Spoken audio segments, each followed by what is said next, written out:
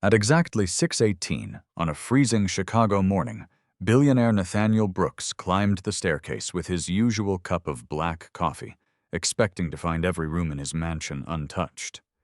Instead, he stopped dead outside a door that had remained closed for 23 years. The coffee slipped from his hand and shattered across the marble floor. Inside, poor maid Clara Warren wasn't sleeping in the mansion's grand master suite. She had chosen the one room no one had entered since his sister died, and what she had quietly done there overnight left him unable to speak. He had handed her a set of keys for one night. Somehow she had unlocked far more than a door. Before we begin, tell me where you're watching from and what your local time is right now. I'd love to see how far this story travels.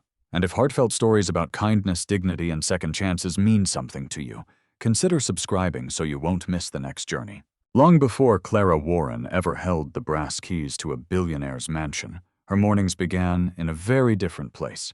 At 4:45 every weekday, before Chicago's skyline had even begun to glow. The alarm on her 12-year-old phone buzzed softly on the milk crate that served as her bedside table. She always silenced it before it rang a second time. Not because she feared oversleeping. She hadn't slept deeply in years. The apartment was barely 600 square feet, tucked into the second floor of an aging brick building on the south side. The radiator clanged unpredictably through the winter. The kitchen faucet leaked one drop every few seconds, and the windows rattled whenever the wind swept across Lake Michigan. The landlord had promised to replace them 3 winters ago. He never did. Clara swung her feet onto the worn wooden floor, pulled on thick wool socks, and wrapped a faded gray cardigan around her shoulders. The apartment was cold enough that she could see her breath for the first few minutes every morning.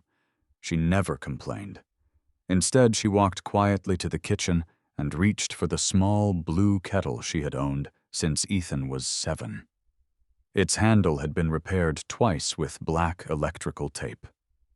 The kettle whistled exactly 4 minutes later, every morning, without fail. While oatmeal simmered in a dented saucepan, Clara packed lunch into the same stainless steel container she had carried for nearly 9 years. Half a turkey sandwich, an apple, a handful of baby carrots. Nothing fancy, nothing wasted. On the refrigerator door hung a handwritten note in blue ink. "Leave every place a little better than you found it." She read it every morning. She had written it herself years earlier, not because she needed reminding, because she wanted Ethan to grow up seeing those words before he saw anything else. At exactly 5:08, another bedroom door opened. "Morning, Mom." Ethan Warren stood rubbing sleep from his eyes, taller than she remembered every single week. 16 years old, lean, quiet, gentle. He had inherited Clara's patient smile and his father's calm eyes. "You should have slept another 10 minutes, Clara said. "You say that every morning. And every morning you're still awake." He laughed softly. "I guess neither of us is very good at listening." She handed him a bowl of oatmeal. He sprinkled exactly 1 spoonful of cinnamon across the top. Always 1, never 2. It had become another one of those tiny rituals that belonged only to the 2 of them. While they ate, the television remained off. Phones stayed in their pockets. The apartment was filled only with the sounds of spoons tapping ceramic bowls and the distant rumble of trains beginning their morning routes. "So," Ethan finally asked, "you still working at the Brooks mansion today?" Clara nodded. "The cleaning company got another week there. That's the billionaire's place, right?" "That's what everyone says." "You ever seen him?" "Only once." "What was he like?" She thought for a moment before answering. "Lonely." Ethan looked surprised. "I didn't ask if he was lonely." "I know." She smiled gently. "But that's what I noticed." After breakfast, Ethan slipped on his backpack before grabbing a grease-stained jacket from the hook beside the front door. He attended high school until 3 in the afternoon. Then he spent 4 hours helping at a neighborhood auto repair garage. The extra money paid for groceries. He never complained either. Before leaving, he stopped beside the refrigerator and read the handwritten note one more time. "Leave every place a little better." "Then you found it," Clara finished. Their eyes met. Neither of them realized how much those words would soon matter. Outside, the January air cut through every layer of clothing. Snow from the previous evening still covered the sidewalks in uneven patches. Clara walked 4 blocks to the first bus stop carrying only 3 things: her lunch container, a faded brown canvas bag, and a black leather sketchbook with worn corners. Most people assumed it was the journal. It wasn't. Inside were nearly 200 hand-drawn interior designs: coffee shops, libraries, bedrooms, reading corners, community centers, children's classrooms. Every page had been drawn by Clara during lunch breaks, bus rides, or quiet evenings after Ethan had gone to sleep. Years ago, she had spent 2 semesters studying interior design at Harold Washington College. Her professors had believed she had talent. One had even written on the corner of an assignment, "You don't decorate rooms, you understand how people breathe inside them." Then life changed. Her husband, Marcus Warren, was diagnosed with aggressive lymphoma.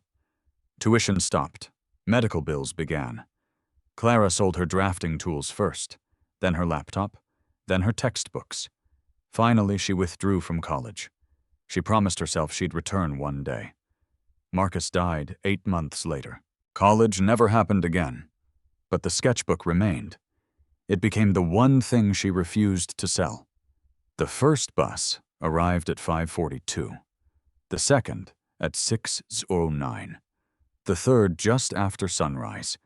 Nearly 90 minutes passed before Clara finally reached the northern edge of Chicago, where tree-lined streets widened and old stone mansions overlooked the frozen lake. Every morning the contrast felt unreal. One neighborhood measured wealth by lakefront property. The other measured survival by whether the heating still worked. Clara never envied either. She simply stepped off the bus, adjusted the strap of her canvas bag, and continued walking. The Brooks estate occupied nearly an entire city block. Iron gates, stone fountains now frozen solid, towering oak trees wrapped in snow. Even after cleaning there for almost 2 weeks, Clara still slowed down each morning before entering. Not because the mansion intimidated her, because it reminded her how different lives could become. Inside the employee entrance, Margaret Ellis was already checking names off a clipboard. She looked up as Clara arrived. "You're 2 minutes early." "I know." "I don't think I've ever seen you late." "I don't like making other people wait." Margaret smiled, despite herself. She had managed housekeeping teams for nearly 20 years. She had seen employees steal silverware, fake injuries disappear during shifts, and argue over 15-minute breaks. Clara had done none of those things. Ever. "3rd floor today," Margaret said. "The East Guest Wing." "Anything special?" "Just remember the rules. No photographs. No personal conversations with the owner. No entering restricted hallways." Clara nodded. "I remember." Margaret hesitated before lowering her voice. "And if you see Mr. Brooks?" "Yes." "Don't expect much?" Clara tilted her head. "What do you mean?" "He notices everything." "That sounds normal. But he almost never says anything." Margaret looked toward the grand staircase before continuing. "I've worked here 6 years. I've never seen him smile." For a brief moment, Clara thought back to Ethan's question that morning. What was he like? She still believed her answer had been correct. Lonely, not cruel, not arrogant, simply lonely. She clipped her employee badge onto her uniform, picked up her cleaning cart, and pushed it slowly across polished marble floors that reflected the pale winter light streaming through towering windows. The mansion was silent, beautiful, perfect, yet somehow emptier than the little apartment she had left only 2 hours earlier. Clara didn't know it yet. Before the next sunset, a single unexpected act of kindness would place the oldest brass key in Nathaniel Brooks's hand, and the quiet promise written on her refrigerator would lead her toward the one room no one else had dared to enter for 23 years. By 6:15 every morning, Nathaniel Brooks stood in exactly the same place. The eastern window of his study overlooked the frozen waters of Lake Michigan, where winter transformed the shoreline into a landscape of silver and blue. From there, he could watch the first sunlight spill across the snow-covered gardens, long before the rest of the household came to life. He never needed an alarm. His body had learned the rhythm decades ago. Wake at 5:30. Read the financial reports delivered overnight. Drink 1 cup of black coffee without sugar. Walk through the West Gallery. Return to the study. Begin work before 7. It was a routine so precise that even the household staff adjusted their schedules around it. Order had become his way of surviving. Chaos had already taken too much. The Brooks estate had once been known as one of Chicago's warmest homes. 32 rooms stretched across 3 floors of limestone and oak, but guests had always remembered something other than its size. Music, laughter, fresh flowers in every hallway, the smell of cinnamon bread drifting from the kitchen every Sunday morning. Those memories belonged to another lifetime. Now the mansion felt almost museum-like. Every chair sat perfectly aligned. Every painting hung exactly level. Fresh lilies appeared each Monday in crystal vases, though no one ever stopped to admire them. Fireplaces burned only because the maintenance schedule required them to. The house remained immaculate, but it no longer felt lived in.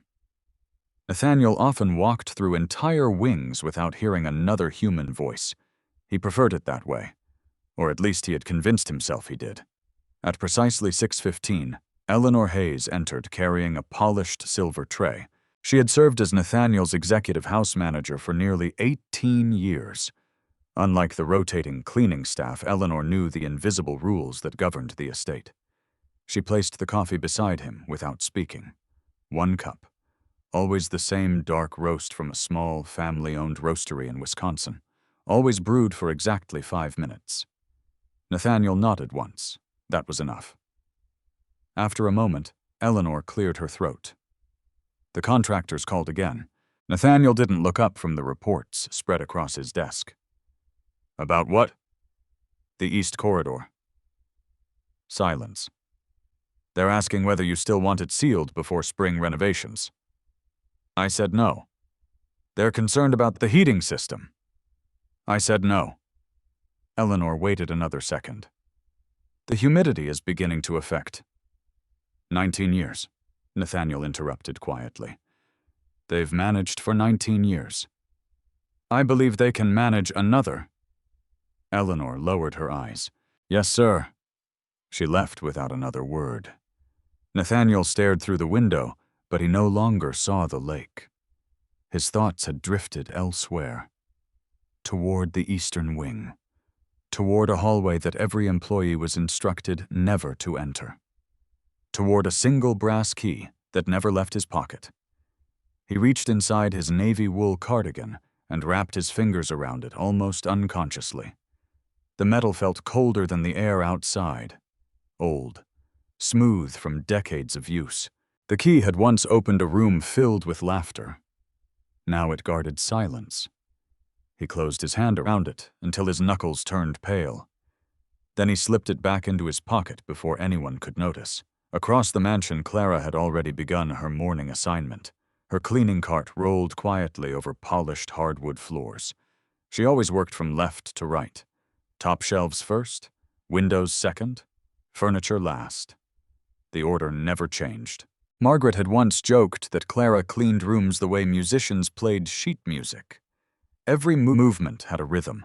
She dusted without disturbing framed photographs.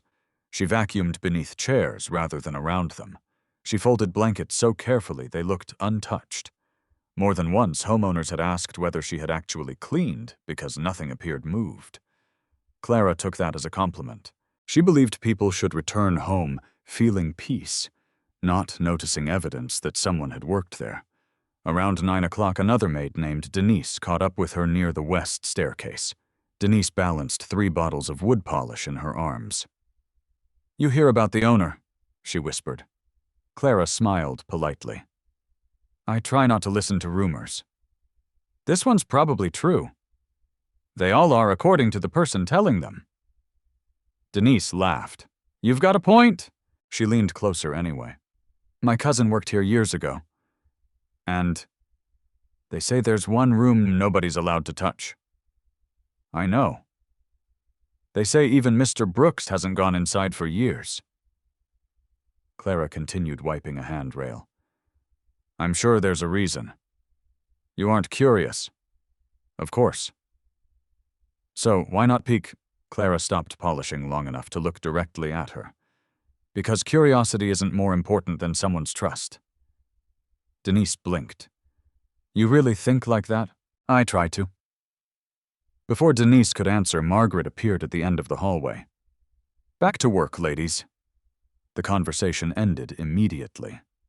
Later that morning, Clara pushed her cart toward the grand central staircase. From there, she could see nearly the entire first floor. Sunlight poured through 30-foot windows, casting long rectangles across white marble. Visitors often described the mansion as luxurious. Clara noticed something different. There were no family photographs newer than 20 years. No shoes left casually by the door. No magazines folded open. No half-finished crossword puzzles. No jackets draped over chairs. Everything looked beautiful. Nothing looked personal. It reminded her of expensive hotels, perfect, temporary. As she polished the brass railing, she noticed Nathaniel walking across the entrance hall. He moved slowly, one hand behind his back. Tall, impeccably dressed. Gray at the temple, calm expression. Employees instinctively stepped aside as he passed. He acknowledged each person with a slight nod. Nothing more. When he reached the staircase, something caught Clara's attention. As Nathaniel adjusted his coat, a brass key slipped partially from his pocket before disappearing again. It wasn't shiny. It wasn't decorative. It looked old enough to belong in another century. Yet Nathaniel touched it with surprising care. Almost instinctively. Almost protectively. For a brief second, Clara wondered why a man who could unlock nearly any door in the city carried such an ordinary-looking key himself, instead of giving it to security. Then she reminded herself that every object carried a story.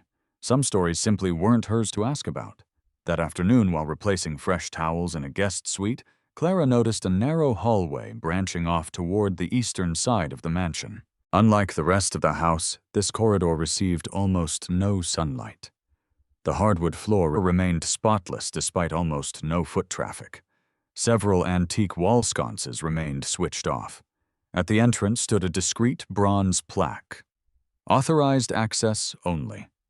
Nothing dramatic, nothing mysterious. Just 4 simple words.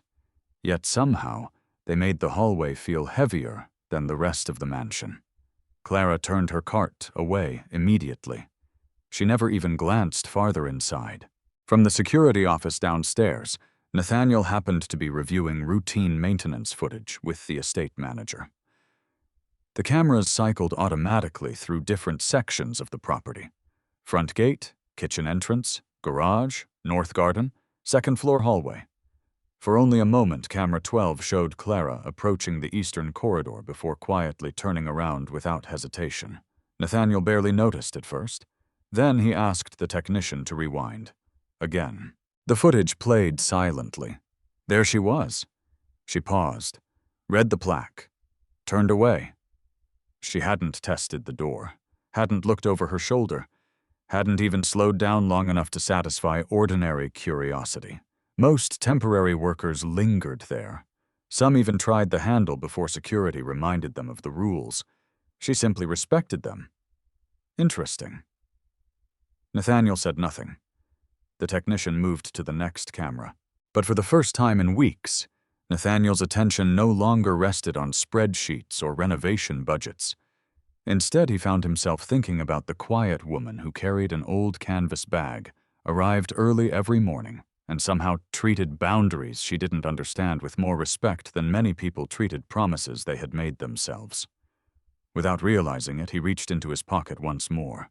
His fingers closed around the worn brass key. The metal no longer felt quite as cold. Somewhere deep inside the mansion, a story locked away for more than 2 decades had begun almost imperceptibly to move toward the person who would one day open it, not because she was searching for secrets, but because she had already proven she knew how to honor them. Thursday arrived wrapped in a gray sky that seemed to press lower over Chicago with every passing hour. The weather forecast had warned of heavy lake-effect snow beginning late in the afternoon, but forecasts rarely changed Clara Warren's routine. Bills did not disappear because snow was coming. Apartments did not become warmer because the temperature dropped. People still needed clean homes.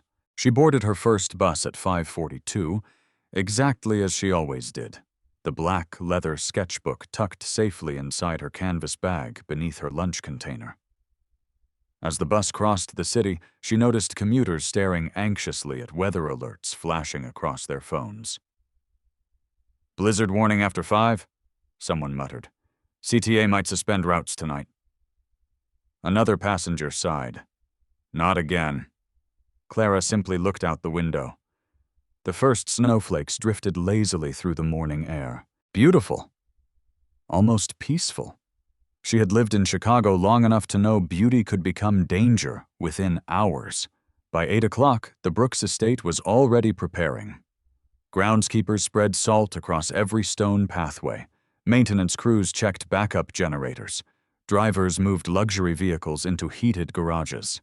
Inside, Eleanor Hayes coordinated deliveries, while Margaret assigned additional housekeeping duties before the storm intensified.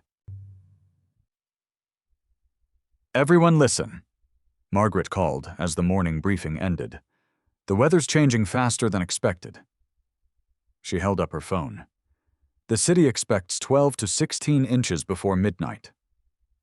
Several employees exchanged worried looks. "If your supervisor tells you to leave early, don't argue." One of the younger maids raised her hand. "What about tomorrow?" "We'll figure tomorrow out tomorrow." Light laughter rippled through the room. Margaret's expression remained serious. "And keep your phones charged." Clara nodded quietly before collecting her supplies. Her assignment that day covered the second-floor guest suites and the West Library. Nothing unusual. By mid-morning, the snow outside had thickened into swirling white curtains. The massive windows that overlooked Lake Michigan gradually disappeared behind blowing flakes. Inside the mansion, everything remained calm. Fireplaces glowed softly. Classical piano music drifted through hidden speakers. The scent of cedarwood polish mixed with fresh coffee. It felt impossible that only a few miles away, traffic was already slowing to a crawl. Around noon, Clara entered the West Library carrying fresh dust cloths. The room was magnificent. Floor-to-ceiling walnut bookshelves, rolling ladders, leather chairs facing an enormous fireplace. Yet something about the room immediately caught her attention. A framed landscape painting hanging above the mantel leaned ever so slightly to the left. Most people would never notice. Clara did. She set down her supplies, climbed onto a small wooden stool, and carefully straightened the painting until it aligned perfectly with the fireplace below.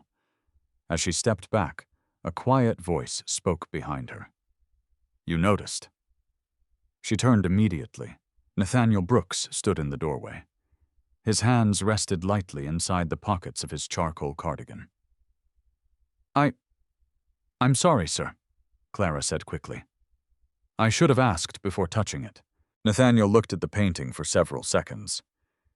"My sister always noticed crooked frames." Clara remained silent. "I haven't," he continued softly, "looked closely enough to see that one in months." Neither of them spoke again. Nathaniel gave a slight nod before walking away. The encounter lasted less than 30 seconds, yet Clara couldn't stop thinking about the sentence he had chosen. My sister always noticed crooked frames, not my late sister, not Olivia. Simply, my sister. As though she still belonged somewhere inside the house.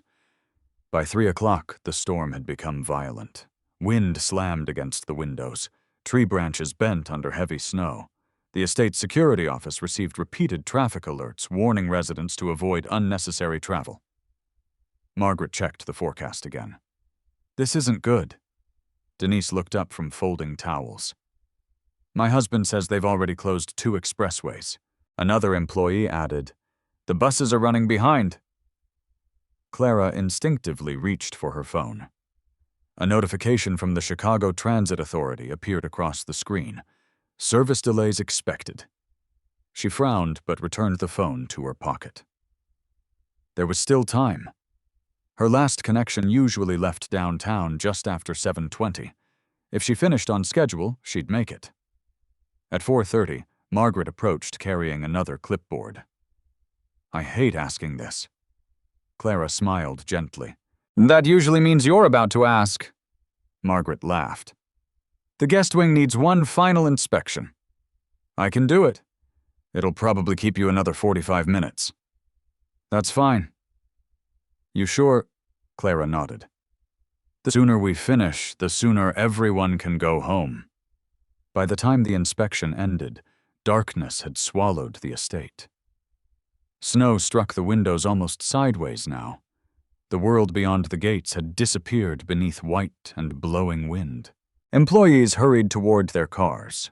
Those who relied on public transportation checked transit apps nervously. Clara finished returning her cleaning supplies before thanking Margaret. Drive carefully. I take the bus. Margaret hesitated. Let me check something. She pulled out her phone. Seconds later, concern crossed her face. Oh no. What happened? They've suspended the Green Line. Clara's heart sank slightly. I don't use the Green Line. I know. Margaret continued scrolling. The route you transfer to? She looked up. It stopped running 20 minutes ago. Clara stared silently. There'll be another one, won't there? Margaret slowly shook her head. Not tonight. Outside, the wind howled against the mansion walls. Denise approached, overhearing the conversation. Come stay with us, she offered immediately. I live 45 minutes west. Clara smiled gratefully. Thank you. But Ethan's expecting me. You can call him. I already did. She glanced at her phone. He says he'll be fine. Margaret folded her arms. What are you going to do? Clara looked through the glass entrance toward the snow-covered road. I'll wait. For what? Maybe another bus. Margaret didn't answer. She already knew there wouldn't be one. At 6:15, Clara stepped outside, beneath the covered entrance. The cold hit her instantly. She wrapped her scarf tighter and started walking toward the nearest bus stop, nearly half a mile away. Snow reached almost to her ankles. The wind pushed against every step. Behind the mansion, security cameras quietly followed her progress across the front drive. Nathaniel happened to be standing inside the security office reviewing weather reports with the night supervisor. One monitor showed the front gates, another showed the garage. A third displayed the long driveway leading toward the bus stop. His eyes drifted almost absent-mindedly across the screens, then stopped. Camera 7. A lone figure in a dark winter coat walked steadily through blowing snow, pushing forward despite the wind. Who is that? Nathaniel asked. The supervisor leaned closer. Housekeeping. Nathaniel watched another moment. Is she driving? No, sir. Someone picking her up? I don't believe so. Nathaniel said nothing. The image remained on the screen. The woman reached the empty bus shelter, sat down, pulled her scarf tighter, and waited. Minutes passed. No headlights appeared. No buses, no taxis. Only snow. Nathaniel looked away, then back again, still waiting. He remembered another winter, another bus stop, another stubborn person who had insisted everything would be fine. He pushed the memory away immediately. It had been too many years. Yet somehow it returned with startling clarity. He slipped one hand into his pocket. His fingers found the old brass key, as they always did, whenever old memories surfaced. Outside, Clara checked the transit app one last time. A single message appeared in red letters. All remaining routes canceled due to severe weather conditions. She closed her eyes briefly, then looked around. The bus shelter blocked little of the freezing wind. The nearest convenience store had already closed. Walking home would take more than 4 hours in dangerous conditions. She quietly removed her gloves, folded them neatly into her pocket, and accepted the uncomfortable truth. If necessary, she would spend the night on that cold metal bench. She had endured worse. Back inside the mansion, Nathaniel Brooks continued staring at the security monitor far longer than he intended. For reasons he could not yet explain, the sight of the woman sitting alone beneath the swirling snow refused to leave his mind, and before another 10 minutes had passed, he would make a decision he had not made for anyone in more than 2 decades. The wind had become loud enough to erase almost every other sound. Snow swept across the empty road in endless white waves, burying the sidewalks almost as quickly as the city managed to clear them. Clara Warren sat alone beneath the narrow glass roof of the bus shelter, her canvas bag resting on the bench beside her. Every few minutes she checked the transit app again, although she already knew what it would say. No buses, no trains, no service until further notice. She slipped the phone back into her coat pocket and breathed into her gloved hands. Across the street, a pharmacy switched off its lights. A small family diner closed 20 minutes earlier than usual. Within another half hour, the neighborhood became strangely silent. The city had surrendered to the storm. Inside the Brooks estate, warmth wrapped around every room.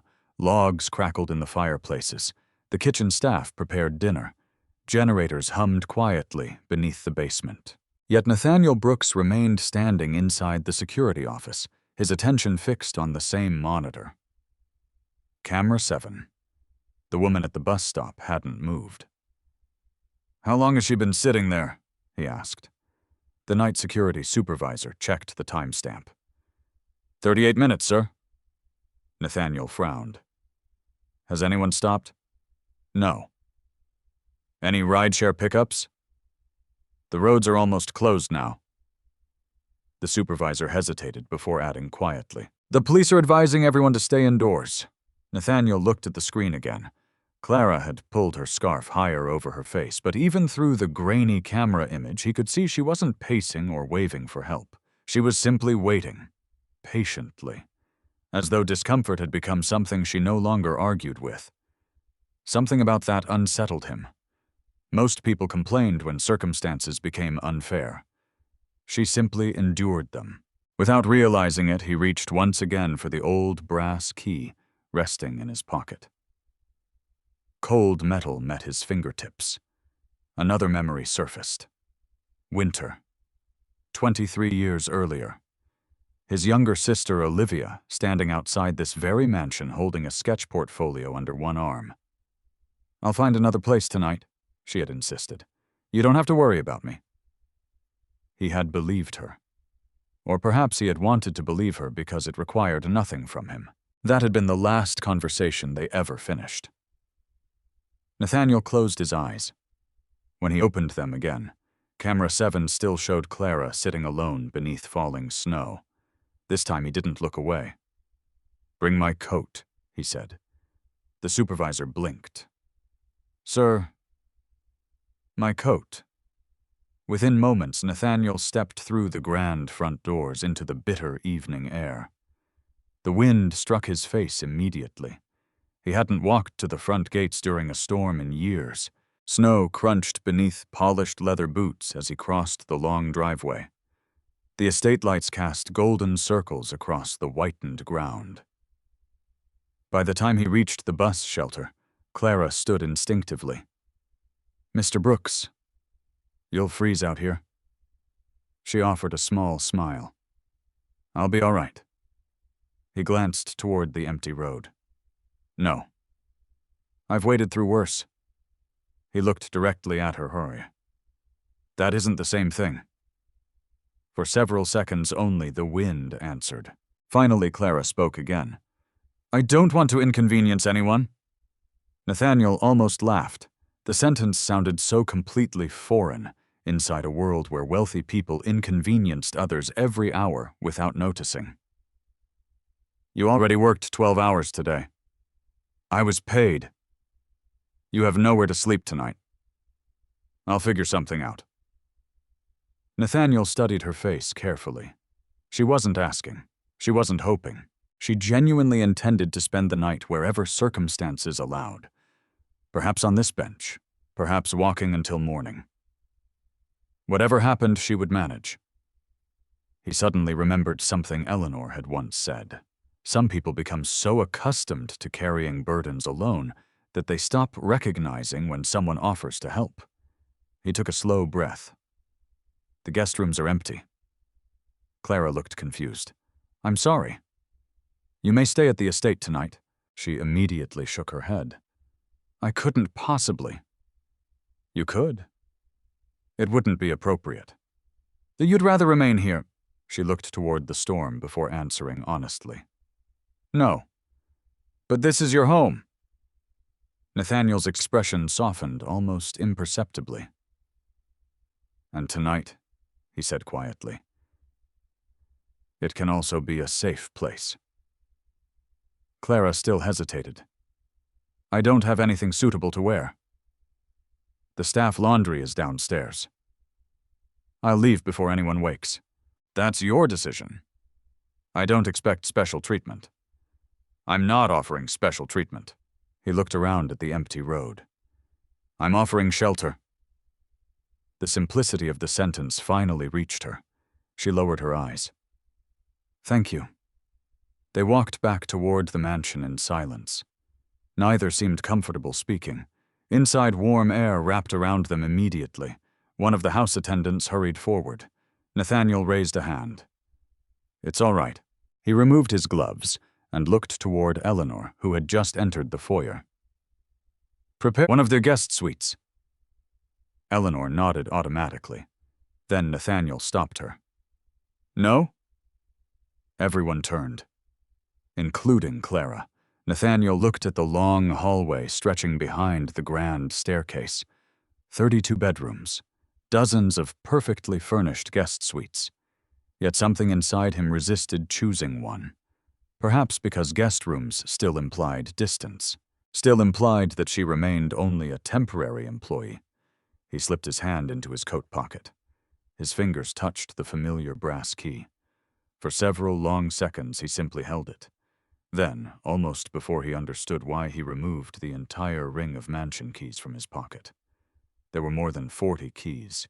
Silver, steel, modern electronic cards, and one worn brass key, unlike all the others. Nathaniel extended the ring toward Clara. She stared without moving. She whispered. I don't understand. You said you didn't want special treatment. Yes. Then I won't choose a room for you. She looked at the keys again. You may choose. Her eyes widened. Any room? Nathaniel nodded once. Any room in this house. Eleanor looked visibly startled. The security supervisor froze. Even Margaret, who had been preparing to leave for the evening, stopped halfway across the foyer. No one spoke, because everyone present understood something Clara did not. Nathaniel Brooks had never handed those keys to anyone, ever. Clara didn't reach for them immediately. Instead, she asked the one question no one else expected. Are you sure? Nathaniel met her eyes. If I weren't, he replied, I wouldn't be standing here. Slowly, almost reverently, Clara accepted the heavy ring of keys. The brass key rested against her palm. It felt older than the others, warmer somehow. She looked up again. I promise I'll take good care of your home. Nathaniel answered with words that surprised even himself. I think you already have. For a brief second, neither of them moved. Then Eleanor stepped forward. If you need fresh towels or blankets, I'll leave them outside, whichever room you choose. Clara nodded gratefully. Thank you. She started towards the grand staircase before stopping once more. Turning back, she asked quietly, "Mr. Brooks?" "Yes. If there's anywhere you don't want me to enter." Nathaniel looked at the brass key still resting among the others. For one impossible moment, he nearly mentioned the eastern hallway. The room. The promise he had never broken. The grief he had never opened. Instead, he heard himself say something he had not planned. "Choose the room that feels right to you." Clara smiled gently. "I will." She climbed the staircase alone, the keys softly chiming in her hand with every step. Nathaniel remained standing in the entrance hall long after she disappeared from view. High above somewhere, within the vast mansion, dozens of empty rooms waited in perfect silence. He believed he already knew which one she would choose. The largest suite overlooking the lake. The warmest fireplace. The softest bed. After all, anyone exhausted from a 12-hour shift would naturally seek comfort. It never occurred to him that Clara Warren was about to walk past every luxurious bedroom in the mansion without opening a single door. Nor could he imagine that before dawn, the oldest brass key on that ring would guide her toward the one room he had spent 23 years trying not to remember. The ring of keys felt unexpectedly heavy in Clara Warren's hand. As she climbed the broad staircase, the soft metallic chime echoed through the silent mansion. Behind her, the entrance hall gradually disappeared beneath pools of warm light, while above the second floor stretched into long corridors lined with polished oak doors and antique paintings. She paused at the landing. For the first time that evening, she truly understood what Nathaniel Brooks had entrusted to her. Not a room, not a bed. His home. She looked down at the keys once more. Most were modern, neatly labeled with engraved brass tags: library, wine cellar, West Guest Suite, garden conservatory, workshop. Only one key carried no label: the old brass key. Its edges were worn smooth by decades of use. She wondered briefly what it opened before reminding herself that she had no reason to find out. Nathaniel had offered freedom, not permission, to satisfy curiosity. She slipped the keys carefully into her cardigan pocket and started down the west hallway. The first guest bedroom overlooked the lake. She pushed the door open. A king-sized bed stood beneath a crystal chandelier. Fresh flowers decorated the nightstand. A fire already burned quietly in the marble fireplace. Everything looked elegant enough to belong in a luxury hotel. Clara smiled politely, then closed the door. The next room was even grander: cream-colored silk curtains, hand-carved walnut furniture, soft Persian rugs. She imagined how Ethan would laugh if he saw a bathroom larger than their entire kitchen. Still, she closed that door too. Another suite, another fireplace, another perfectly made bed, another room designed for comfort. She continued walking, not because anything was wrong with them, because none of them felt like they belonged to someone. They felt prepared, maintained, presented. Beautiful places for guests, not places where people had truly lived. Halfway down the hallway, she noticed a narrow side corridor branching east. The lighting changed immediately. Instead of bright chandeliers, smaller wall sconces cast gentle amber circles across darker wooden floors. The air itself seemed quieter, almost reverent. She recognized the corridor. Earlier that week, she had turned away after reading the bronze plaque. Authorized access only. Tonight, the plaque still hung in exactly the same place. She stopped several feet away. For a long moment, she simply stood there. Not because she intended to enter, because she remembered Nathaniel's final words: "Choose the room that feels right to you." She looked back toward the luxurious guest suites, then toward the quiet eastern hallway. Something about this part of the house felt different. Not forbidden, not frightening, simply unfinished. Almost as though the mansion itself held its breath there. She shook the thought away. "I'm imagining things," she whispered to herself. She turned to leave. As she did, the ring of keys shifted inside her pocket. The old brass key slipped free, falling gently against her palm. Its weight surprised her again. Instinctively, she looked down the hallway. Near the very end stood one final wooden door. Unlike every other door in the mansion, this one showed small signs of age. The finish had faded slightly around the handle. Dust rested lightly along the upper frame, despite the otherwise spotless corridor. No decorations surrounded it. No nameplate. Only silence. Clara walked toward it slowly. Not because she planned to enter. Because she intended to make sure it was properly closed before returning downstairs. When she reached it, she noticed something unexpected. The door wasn't completely shut. It remained open perhaps half an inch. Just enough to reveal darkness inside. Cold air drifted gently through the narrow opening. She frowned. Had someone forgotten to latch it? She knocked softly. Hello? No answer. She waited another moment. Still nothing. Very carefully, she pushed the door open another few inches. The room beyond remained almost completely dark, except for the faint moonlight filtering through tall windows. She reached toward the wall, then stopped. Should she? After several seconds, she decided the safest option was simply to close the door and leave. As she gently pushed it inward, the moonlight shifted enough to illuminate part of the room. An easel. Clara froze. Not a decorative easel, a working one.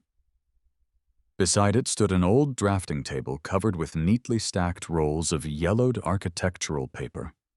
Nearby rested shelves filled with fabric samples organized by color, wooden boxes labeled with handwritten notes, small jars holding paintbrushes, a vintage sewing machine. The room wasn't abandoned because no one had cared for it. It had simply been left waiting, almost exactly as someone had walked away from it years earlier. Without thinking, Clara stepped inside. She never touched anything. She simply looked. Every object spoke quietly of a person she had never met. Pinned to one wall were color palettes, carefully arranged with handwritten observations. Morning light warms walnut more than expected. Another note read, "Every room should help someone breathe easier." Clara smiled faintly. That sentence felt strangely familiar. Near the windows stood several scale models of community centers made from cardboard and foam board. Unlike the grand mansion surrounding her, these buildings looked practical, welcoming, designed for ordinary families. One tiny handwritten label read, "Neighborhood Design School." Clara's eyes lingered there. Design school. She whispered the words almost unconsciously. Memories flooded back. Late-night drafting assignments, ink-stained fingertips, studio critiques, dreams she had folded carefully away after Marcus became ill. She walked slowly toward the drafting table. A single pencil still rested exactly where its owner had left it. Beside it sat a reading lamp coated with a thin layer of dust. Without thinking, Clara picked up one of the clean microfiber cloths from her apron. She hesitated. "I'm not changing anything," she murmured. "I'm just—" She searched for the right word. Helping. Very gently, she wiped the dust from the lampshade. Nothing else, just the lamp. The brass base slowly regained its soft golden shine. She smiled, then noticed dust covering the nearby window latch. She cleaned that too, not rearranging, not organizing, simply removing the layer of time that had quietly settled over forgotten objects. Minutes passed. She polished the sewing machine without moving it. She cleaned fingerprints from the window glass. She straightened a folded piece of fabric that had slipped partly onto the floor, but returned it to precisely the same place. Everything remained exactly where it belonged, only cleaner. The room gradually seemed brighter, warmer, more awake. At one point, she found a curtain hanging slightly off its hook. Instead of replacing the entire curtain, she carefully reattached the single loose ring. She stepped back, perfect. No one would even notice she had been there, exactly as she preferred. Hours slipped by, unnoticed. Outside, snow continued falling across Chicago. Inside the mansion, nearly everyone had gone to bed. Eventually, Clara realized how late it had become. She glanced around the room. There was no bed, only a comfortable, upholstered armchair near the fireplace. The fireplace itself hadn't been lit in years. She certainly wasn't about to start one. She folded the blanket Eleanor had left outside into a neat rectangle and placed it over the chair. Before sitting, she looked once around the room. "I hope you don't mind," she whispered softly to the unseen owner. "It felt lonely in here." She settled carefully into the chair, making sure nothing around her was disturbed. The brass key rested quietly on the small table beside her. Moonlight streamed through the tall windows, illuminating the restored lamp, the clean drafting table, and the tiny model labeled Neighborhood Design School. Within minutes, exhaustion overtook her. She fell asleep with one hand resting lightly on her old sketchbook. Around her, the forgotten studio no longer looked abandoned. For the first time in more than 20 years, it looked as though someone had entered not to claim it, but to care for it. Nathaniel Brooks did not sleep well that night. He rarely did. The storm battered the mansion until after midnight, rattling old window panes and bending centuries-old oak trees beneath heavy snow. Yet it wasn't the wind that kept him awake. It was a memory. At first it came only as fragments. A young woman laughing while balancing 3 paint samples against the dining room wall. The smell of fresh coffee drifting through an unfinished studio. Someone humming softly while sketching beside a tall window. Then the memories grew clear. 28 years earlier, before Brooks Hospitality became one of the largest hotel companies in the country, the mansion had been filled with construction crews. Nathaniel, then in his late 30s, spent nearly every waking hour expanding the business. Investors called constantly. Hotels opened in new cities every few months. Every success demanded another sacrifice. His younger sister, Olivia Brooks, had been 27, where Nathaniel saw buildings as investments. Olivia saw them as places where lives unfolded. She had graduated at the top of her interior design program with awards for community-centered architecture. Her professors believed she could have joined any prestigious design firm in New York or Los Angeles. Instead, she came home. "I want to work here," she told Nathaniel one evening, while they stood inside the unfinished East Wing. He looked surprised. "You'll have much bigger opportunities elsewhere." "I don't want bigger. I want meaningful." She spread dozens of hand-drawn sketches across an old drafting table. Nathaniel remembered that moment perfectly. She had been wearing faded blue jeans covered with pencil dust and an oversized cream sweater with the sleeves rolled halfway to her elbows. Her eyes sparkled every time she explained an idea. This room could become a design studio. She pointed toward another drawing. These classrooms could teach women who never had the chance to study. Another page. Community workshops. Another. Affordable housing projects designed with dignity. Nathaniel smiled patiently. They're beautiful ideas. They're real ideas. They don't make money. Olivia looked directly at him. They make lives better. Nathaniel folded the drawings carefully. I've spent years building this company. I know. We finally have enough resources to expand nationally. I'm proud of you. So understand why I can't finance a school that may never become sustainable. Olivia remained silent for a long moment. Finally, she asked quietly, "Have you ever noticed something?"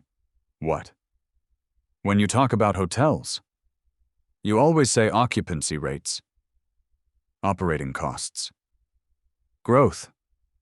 She smiled sadly. "But when I imagine buildings, I see people." Nathaniel laughed gently. "That's why you're the artist. And you're the businessman." Neither realized how important that conversation would become. Over the following months, Olivia transformed the Eastern studio into a place unlike any other room in the mansion. Large drafting tables filled the center. Shelves overflowed with recycled wood samples, handmade textiles, and community design books. Children from local schools sometimes visited on weekends to build miniature neighborhoods from cardboard. Neighborhood volunteers dropped off donated fabric. Retired carpenters taught free woodworking classes.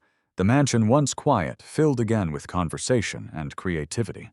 Nathaniel tolerated it. He even admired Olivia's determination. But whenever she mentioned opening a permanent nonprofit design school, the discussion always ended the same way. It's too expensive.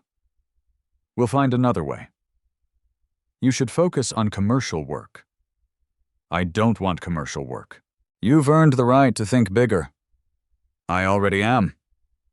She never argued loudly. Neither did he. Their disagreements remained calm, almost polite, which somehow made the distance between them grow even faster.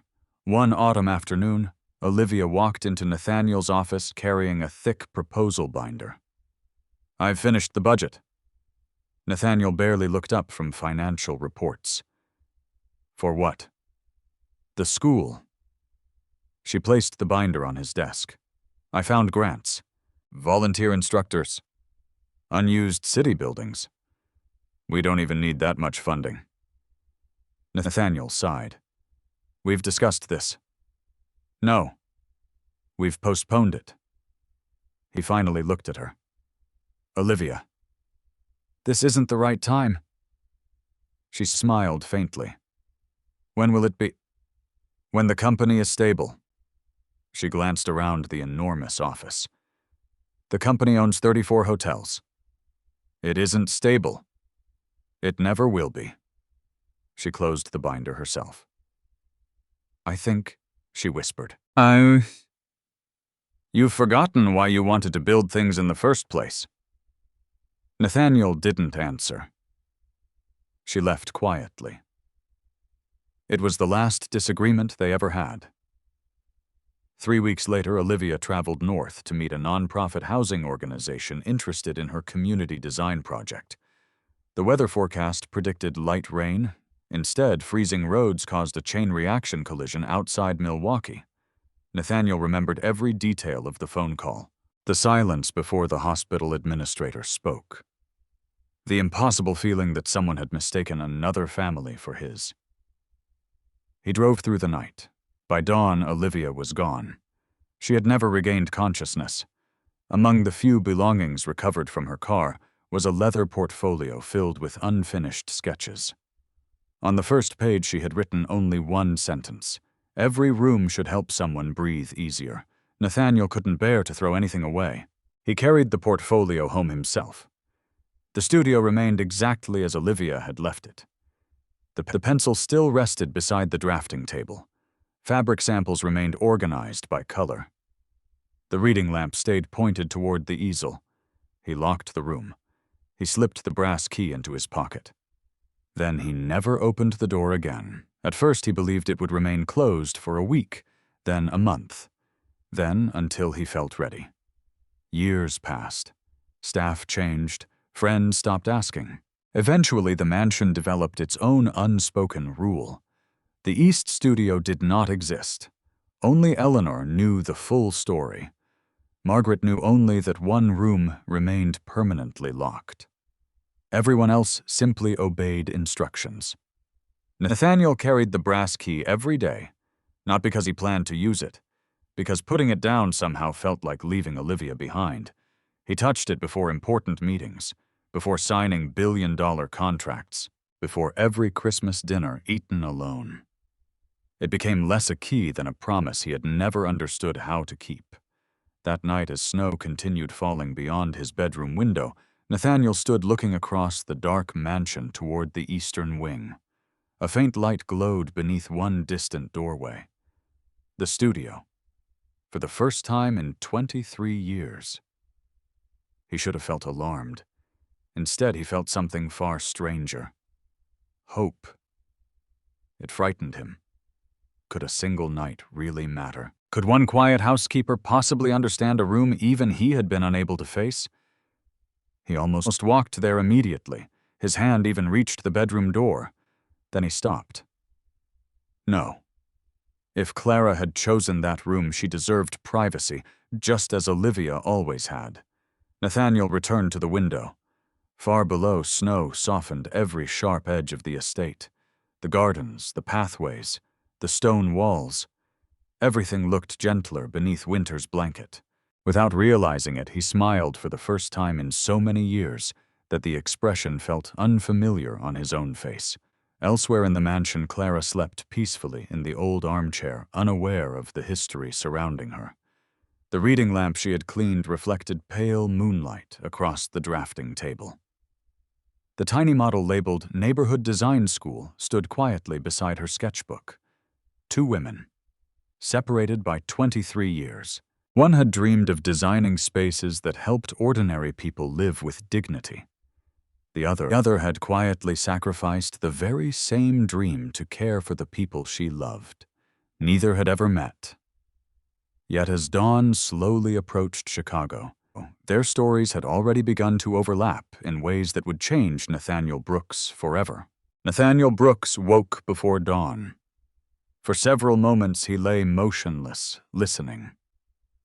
The storm had finally weakened. Instead of violent wind, only the occasional whisper of snow brushing against the windows disturbed the silence. His bedside clock read 5:57. Normally, he would begin his routine immediately. Coffee, reports, emails. Instead, he found himself staring toward the eastern side of the mansion, the studio. A faint uneasiness settled over him. Not fear, anticipation. For more than 23 years, every morning had begun with the certainty that Olivia's room remained untouched. Today, for the first time, that certainty no longer existed.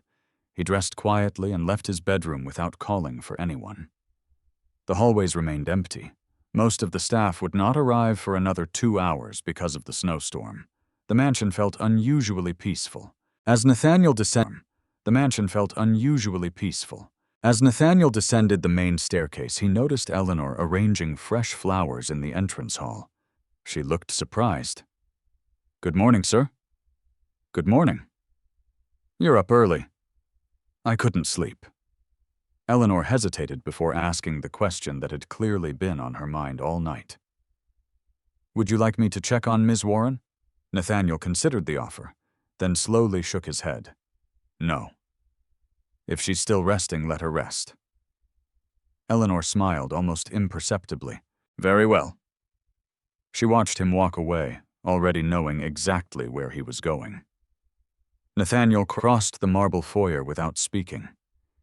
Each step toward the eastern corridor felt strangely heavier than the last. He hadn't walked this way in years. The bronze plaque still hung beside the hallway. Authorized access only. He stopped in front of it. For countless mornings he had turned away here. Today he continued forward. The corridor looked exactly as he remembered. Dark walnut flooring, amber wall sconces, paintings Olivia herself had selected decades earlier. Even the faint scent of cedar seemed unchanged. When he reached the final door, he noticed something immediately: the narrow strip of light beneath it. His pulse quickened. Someone was awake. Very gently, he placed one hand on the brass handle. He hesitated. What if the room no longer looked the same? What if, despite her good intentions, something precious had been moved? What if memories he had protected for 23 years had been erased in a single night? He closed his eyes briefly, then turned the handle. The door opened silently. Morning sunlight poured through the tall eastern windows. For one suspended heartbeat, Nathaniel couldn't understand what he was seeing. Nothing had been rearranged. The drafting tables stood exactly where Olivia had left them. The easel remained beside the windows. Fabric samples still rested in their carefully organized shelves. The miniature community center models occupied the same cabinet. The old reading lamp pointed toward the easel exactly as before. Every object remained in its proper place. Yet the room somehow felt alive. The windows sparkled with clean glass. Dust no longer dulled the wooden furniture. Soft winter light reflected warmly across polished surfaces. Even the air seemed lighter. Near the fireplace, Clara Warren slept peacefully in the upholstered chair. A folded blanket rested neatly across her lap. Her old sketchbook remained open beside one hand. She hadn't slept in Olivia's bed. There wasn't one. She hadn't touched the drawings. She hadn't searched through personal belongings. Instead, she had simply cared for the room. Nathaniel's eyes slowly moved across the studio. The sewing machine gleamed gently. The lampshade had been carefully cleaned. A loose curtain ring had been reattached. One stack of design journals leaned perfectly upright after years of gradually tilting. No dramatic changes, just dozens of quiet acts of respect. Then he noticed something resting beside Clara's sketchbook, a small microfiber cloth, folded into a perfect square. He understood immediately. She hadn't come to claim the room. She had come to protect it. His breathing became uneven. Without realizing it, he stepped farther inside. His shoe lightly brushed against a small wooden stool. The sound woke Clara instantly. She opened her eyes, confused for only a second before recognizing him. She stood so quickly the blanket nearly slipped to the floor. "Mr. Brooks." "I'm so sorry.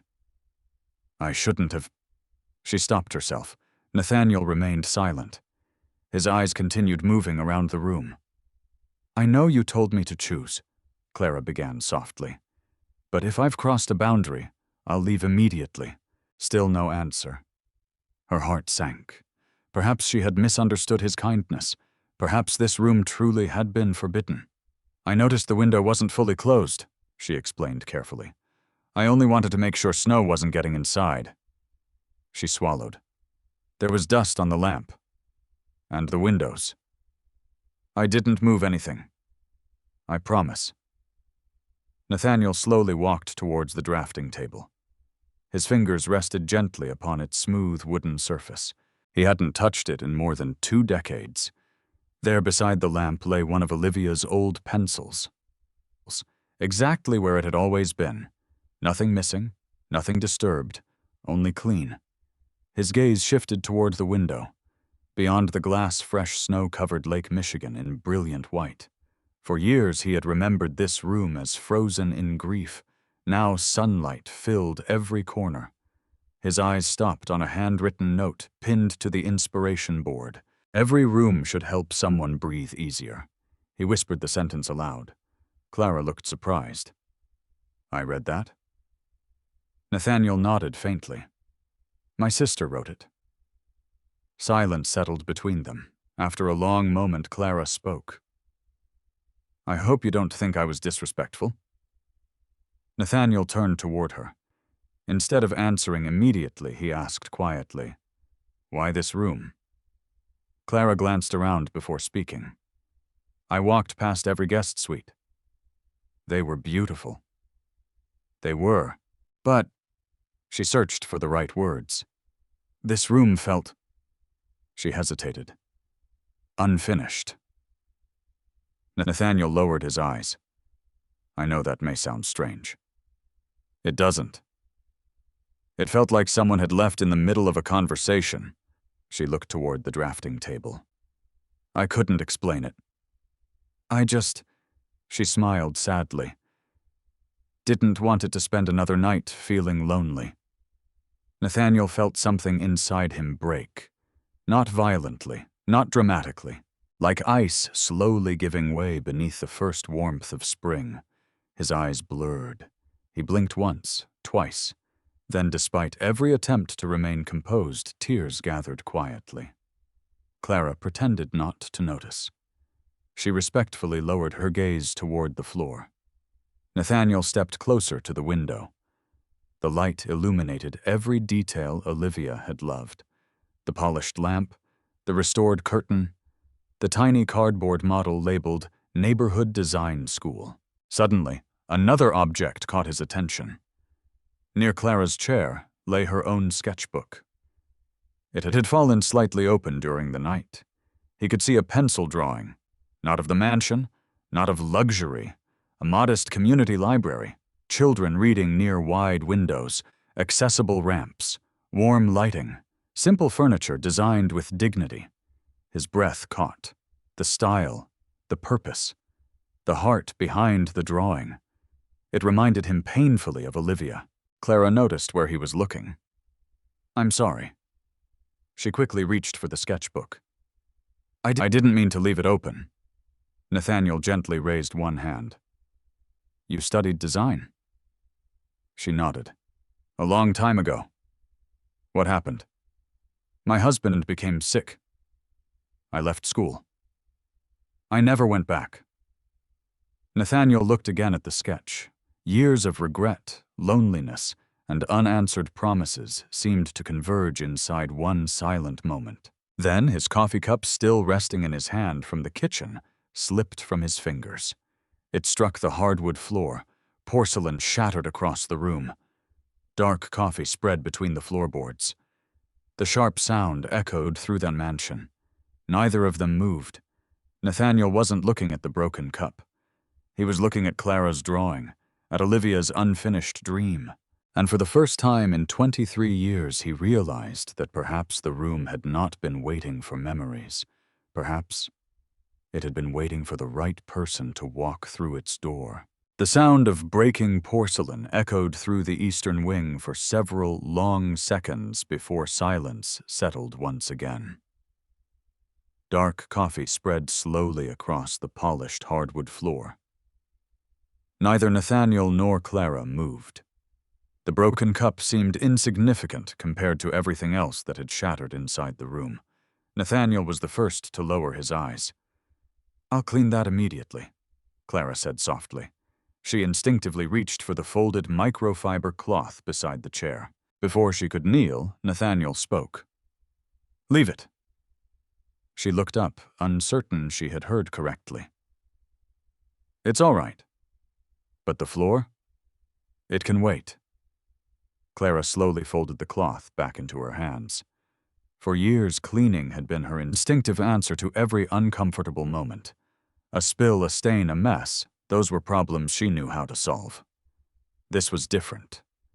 Nathaniel walked slowly toward the large windows overlooking the frozen shoreline of Lake Michigan. Snow reflected brilliant morning light into the studio. He stared outside for a long time before speaking. "I haven't stood in this room since my sister died." Clara remained silent. She sensed this was not a conversation to interrupt. "I used to believe leaving everything untouched would preserve her." A faint smile crossed his face. "It didn't. It only preserved my grief." He looked around the studio. "I convinced myself that protecting the room meant locking it." His gaze settled on the polished reading lamp. "But you came in here, and somehow respected every memory without imprisoning it." Clara carefully chose her words. "I don't think memories need dust to survive." Nathaniel turned toward her. She immediately worried she had spoken too boldly. "I'm sorry." "I didn't mean no." He shook his head gently. "I needed to hear that." He looked around again. "The strange thing is, I've walked through every other room in this mansion thousands of times. But this room," he smiled sadly, "I stopped seeing it." Clara glanced toward Olivia's handwritten notes. "When I first walked in, I didn't think it looked abandoned." Nathaniel seemed surprised. "No." She slowly shook her head. "It looked interrupted." He frowned thoughtfully. "Interrupted. As though someone intended to come back tomorrow." Her eyes wandered across the drafting tables. "The projects weren't finished. The ideas weren't finished. The room itself wasn't finished." Nathaniel whispered almost to himself, "She always hated leaving things unfinished." For a while they simply stood together. Morning sunlight gradually brightened every corner of the studio.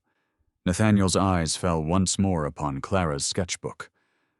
"May I She hesitated only briefly before handing it to him. The cover had softened with age. Corners were worn. Elastic bands had been replaced several times with simple string. Clearly it had traveled with her for years. Nathaniel opened it carefully.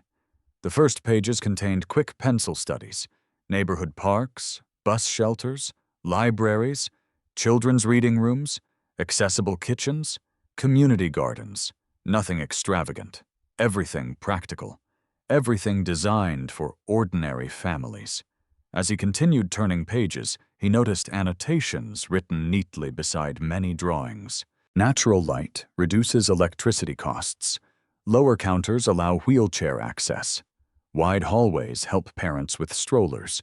Use recycled materials whenever possible. He looked up. "You've never stopped designing?" Clara smiled faintly. "I stopped calling myself a designer." "That's different." She laughed softly. "I suppose it is." Nathaniel turned another page. There he found sketches of affordable apartments.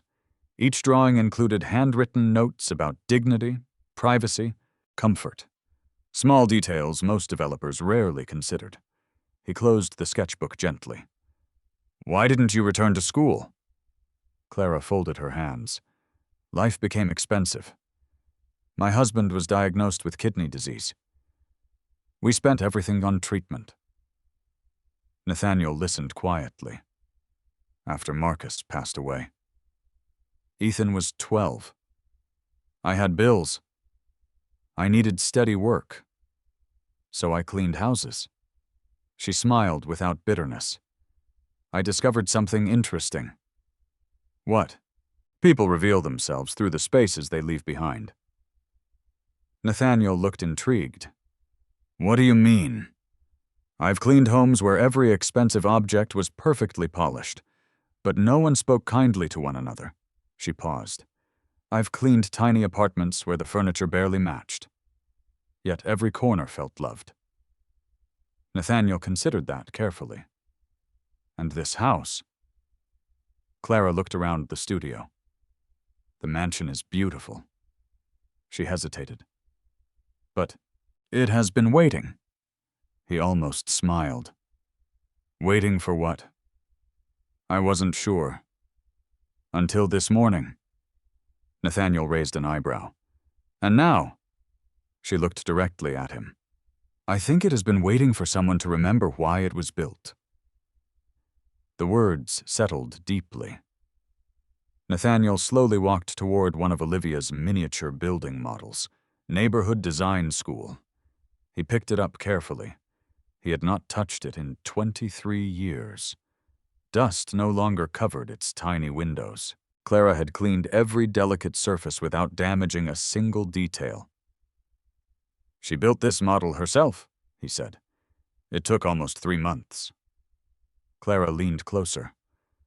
The craftsmanship is remarkable. Nathaniel nodded. She wanted children who couldn't afford design school to learn here. He laughed quietly. I told her there wasn't enough demand. Clara examined the miniature classroom. She disagreed. Very politely. What did she say? Nathaniel's eyes drifted into memory. She said talent isn't rare. Opportunity is. Clara felt a chill that had nothing to do with winter. She was right. Nathaniel slowly set the model back down. I know. For the first time, there was no defensiveness in his voice, only acceptance. A gentle knock interrupted the silence. Eleanor stood outside the partially open door. I apologize for disturbing you. Nathaniel turned. What is it? Breakfast is ready. She hesitated. The roads are still closed, so the morning staff won't arrive for several more hours. Nathaniel nodded. Thank you. As Eleanor prepared to leave, her eyes briefly swept across the studio. She stopped. Her lips parted almost imperceptibly. The room... It looked alive again. She quietly closed the door behind her without saying another word. Nathaniel turned back toward Clara. You haven't eaten? She smiled. Neither have you. A faint laugh escaped him. No, I suppose neither of us has. They walked together toward the hallway. Before leaving, Clara paused beside the doorway. She looked back once more. The sunlight now filled nearly every corner of Olivia's studio. I'll come back later and clean the coffee stain. Nathaniel followed her gaze. No. She looked puzzled. I'll clean it. You don't have to. I know. He smiled gently. But perhaps it's time I started taking care of this room myself. For several seconds, neither spoke. It was a small sentence, yet Clara understood its weight. He wasn't talking about coffee. He was talking about grief. As they stepped into the hallway, Nathaniel quietly locked the studio again. Then he looked down at the old brass key in his hand. For 23 years, it had symbolized loss. This morning, for the first time, it felt like something else. Not a lock, a beginning. Without saying a word, he extended the key ring toward Clara. She blinked in surprise. I thought these belonged to you. They do? I should return them. Nathaniel gently closed her fingers around the ring. Keep them. Mr. Brooks, you've already shown me something I couldn't see myself. She looked uncertain. I've only cleaned a room. He smiled. No. You reminded me that some doors are meant to be opened. As they walked downstairs together, neither noticed Margaret standing quietly at the far end of the corridor. She had arrived early despite the snowstorm. From a distance, she watched the billionaire and the housekeeper descend the staircase, side by side, speaking with calm familiarity. In all her years working for Nathaniel Brooks, she had never seen him walk beside an employee like that. Not once. Something profound had changed overnight. She simply didn't know what. Neither, perhaps, did Nathaniel himself. By the following Monday, Chicago had returned to its familiar rhythm. Snowbanks still lined the streets, but buses ran on schedule again. Downtown traffic crawled across bridges spanning the frozen river, and Brooks Hospitality resumed its relentless pace of meetings, acquisitions, and expansion plans. Inside the mansion, however, something subtle had changed. Nathaniel Brooks now walked through the eastern hallway every morning. He still carried the brass key. The difference was that he used it. At exactly 7 o'clock, he unlocked Olivia's studio, opened the windows just enough to let fresh air circulate, and stood quietly for several minutes before beginning his workday. He never rearranged anything. He simply allowed the room to breathe again. The staff noticed. No one commented. Some changes deserved silence. Clara returned to her normal schedule as though nothing extraordinary had happened. She polished marble floors, changed linens, dusted bookshelves, helped new employees learn proper restoration techniques for antique furniture. If anyone expected her to behave differently after spending a night inside the mansion, they were disappointed. She remained exactly the same.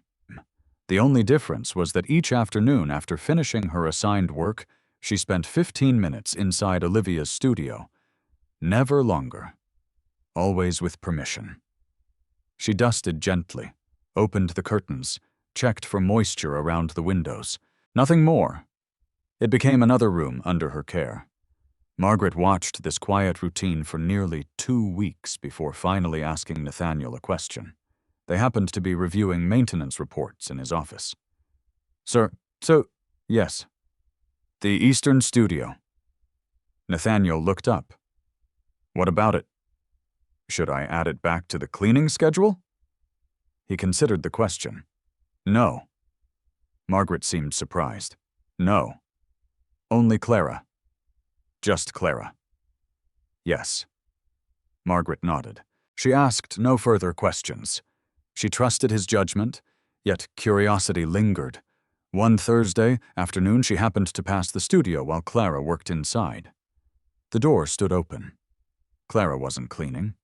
She was kneeling beside one of the miniature neighborhood models, carefully repairing a tiny wooden bench that had loosened with age. She wasn't replacing it. She wasn't redesigning it.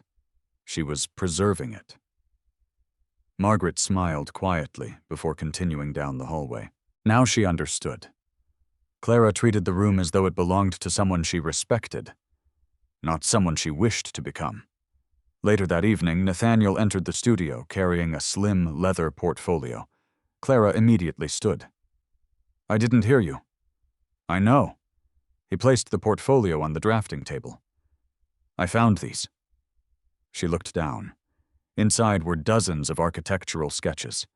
Every page carried Olivia's signature. Community libraries, women's shelters, children's hospitals, affordable apartments filled with sunlight rather than luxury. Clara turned each page with extraordinary care. "These are beautiful." Nathaniel nodded. "They've been stored in my office safe. For 23 years. She looked at him. "Why are you showing them to me?" He answered honestly. "Because I finally realized they deserve to be seen." For nearly an hour they studied the drawings together. Nathaniel explained which ideas had eventually appeared inside Brooks hotels: small reading corners, accessible room layouts, healing gardens outside medical conference centers. "I used more of her ideas than I ever admitted." Clara smiled gently. "She probably knew." Nathaniel laughed softly. "She probably did."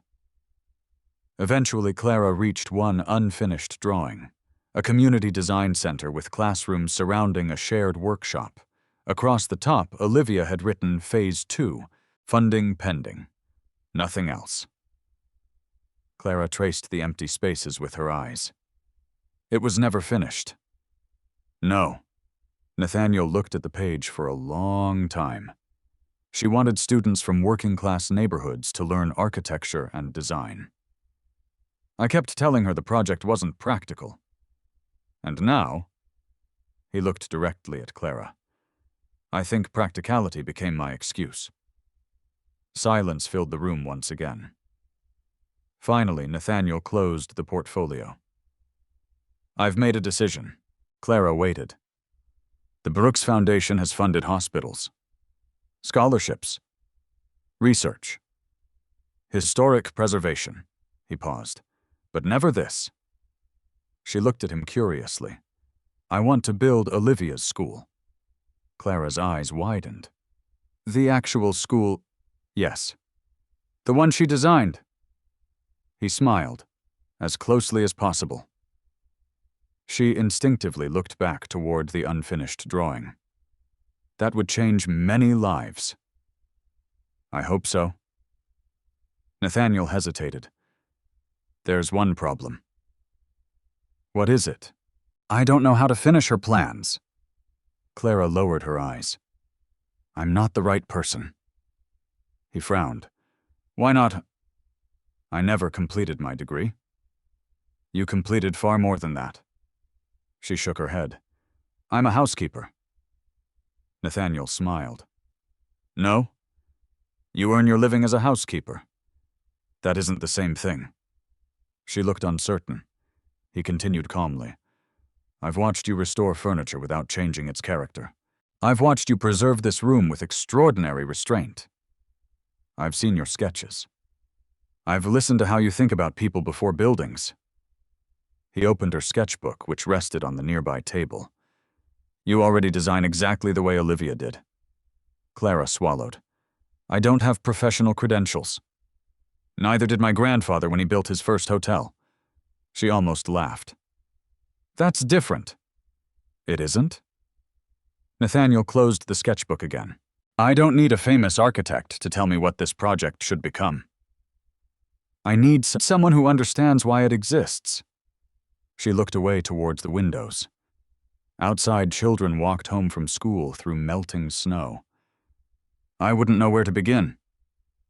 "You wouldn't begin alone." He walked to the bookshelf and removed a thick binder.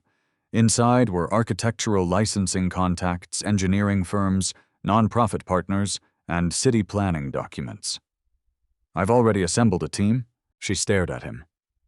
"When?" "The day after the storm." "You planned this." "I hoped." He smiled honestly. "I wasn't sure you'd say yes." Clara laughed nervously. "I haven't said yes." I know. He handed her the unfinished drawing. I'd like you to think about it. No pressure. No deadline. Simply think. She accepted the page carefully. That evening, after returning to her apartment, Clara placed Olivia's drawing beside her own old sketchbook on the kitchen table. Ethan noticed immediately. "What's that?" She smiled. "A dream." He examined the drawing. It looks amazing." "It was?" The woman who started it passed away." He studied the design quietly, then looked back at his mother. "You want to finish it?" She didn't answer immediately. "I don't know if I can." Ethan laughed. "Mom!" She looked up. "I've watched you fix things my entire life. Broken furniture? Broken apartments? Broken people. You've never walked away because something wasn't finished." He gently pushed the drawing closer to her. "So why start now?" Clara looked at her son, then at Olivia's unfinished school. For the first time in many years, the dream she had buried no longer felt impossible, only frightening. And sometimes she realized those were not the same thing. Clara barely slept that night. Olivia's unfinished drawing remained spread across her kitchen table long after Ethan had gone to bed. Beside it lay her own worn sketchbook. 2 dreams. One interrupted by tragedy. The other abandoned by necessity. For hours she compared the drawings, not because she believed they were equal. They weren't. Olivia's work possessed the confidence of a professionally trained designer. Her proportions were precise. Her circulation paths flowed naturally. Every classroom connected elegantly with shared creative spaces. Clara's sketches, by comparison, looked quieter, less ambitious, more practical. She noticed where she instinctively added extra storage for winter coats, wider waiting areas for exhausted parents, and benches positioned where elderly visitors could rest. Different experiences had shaped different priorities. Yet the more she looked, the more she realized something unexpected. Their philosophies were remarkably similar. Neither woman designed impressive buildings. They designed welcoming ones. The following afternoon, Clara arrived at Brooks' estate, carrying a cardboard tube under one arm. Inside were several fresh drawings she had made before sunrise. She had almost left them at home 3 different times. When Nathaniel saw the tube, he smiled. "You've been thinking?" "A little." "I hoped you would." They walked together toward Olivia's studio. Nathaniel unlocked the door with the brass key before quietly stepping aside. "You first." Clara entered. The room already felt different now that sunlight, fresh air, and regular care had returned. It no longer resembled a museum. It felt like a workspace patiently waiting for someone to continue. She carefully unrolled her drawings across the large drafting table. Nathaniel remained silent while studying them. The first drawing preserved Olivia's original building almost exactly. The second introduced subtle adjustments. An accessible entrance replacing the steep front stairs. Flexible classrooms with movable walls. Larger community kitchens, outdoor gardens connected directly to workshop spaces. The third drawing focused entirely on neighborhood use, evenings for adults returning from work, weekend classes for children, shared studio space for local artists unable to afford commercial rent. Nathaniel examined every page without rushing. Finally, he looked up. "You changed surprisingly little." "I didn't think it needed much." She pointed toward Olivia's original plan. "This was already beautiful." "I only asked myself, what would families need today?" Nathaniel nodded slowly. "And they still need exactly what your sister wanted. Opportunity." She smiled gently. "Only now they also need flexibility." He laughed softly. She would have liked that answer. At that moment, Eleanor entered, carrying tea for both of them. She stopped immediately, upon seeing the drafting table covered with fresh architectural drawings. For several seconds, she simply stared. Then she quietly placed the tray down. "I haven't seen this table used since Miss Olivia." Neither Clara nor Nathaniel spoke. Eleanor slowly approached. Her eyes filled with emotion as she recognized Olivia's handwriting beside Clara's newer notes. "They look—" She searched for the right words. "Like they're having a conversation." Clara looked at the drawings again. She had never thought about them that way. Nathaniel smiled. "I believe they are."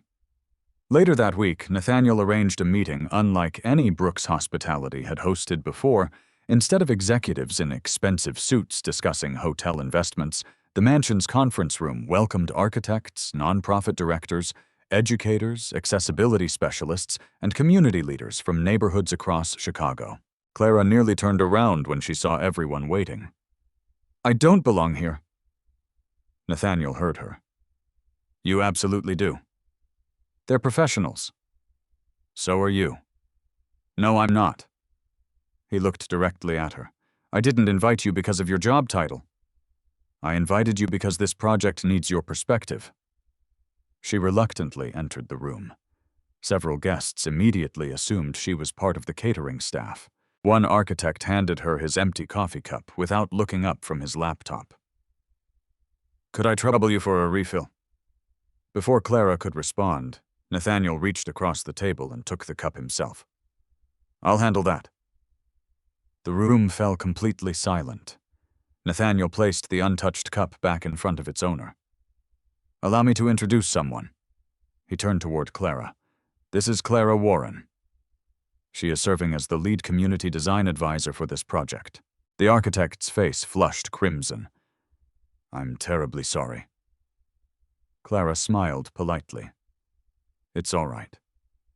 Nathaniel continued. "The purpose of today's meeting isn't to create the most impressive building. It's to create the most useful one."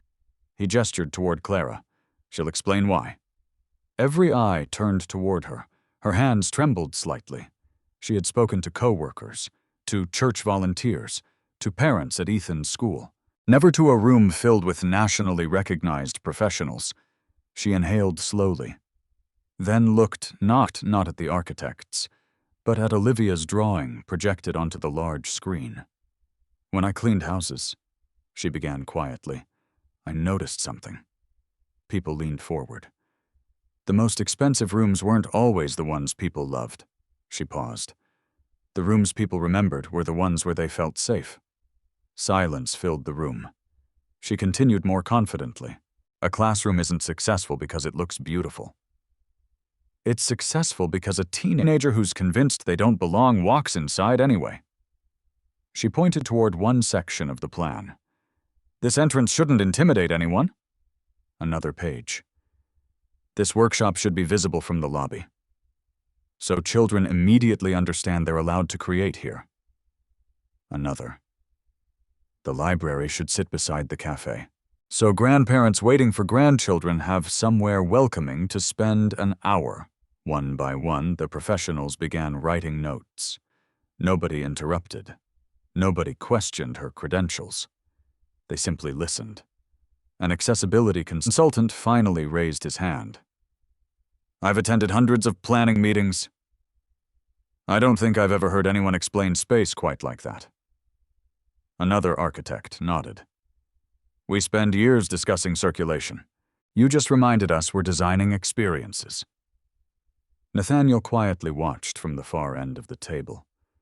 He barely spoke for the rest of the afternoon. He didn't need to. The room already understood why Clara belonged there. When the meeting ended, several participants remained behind.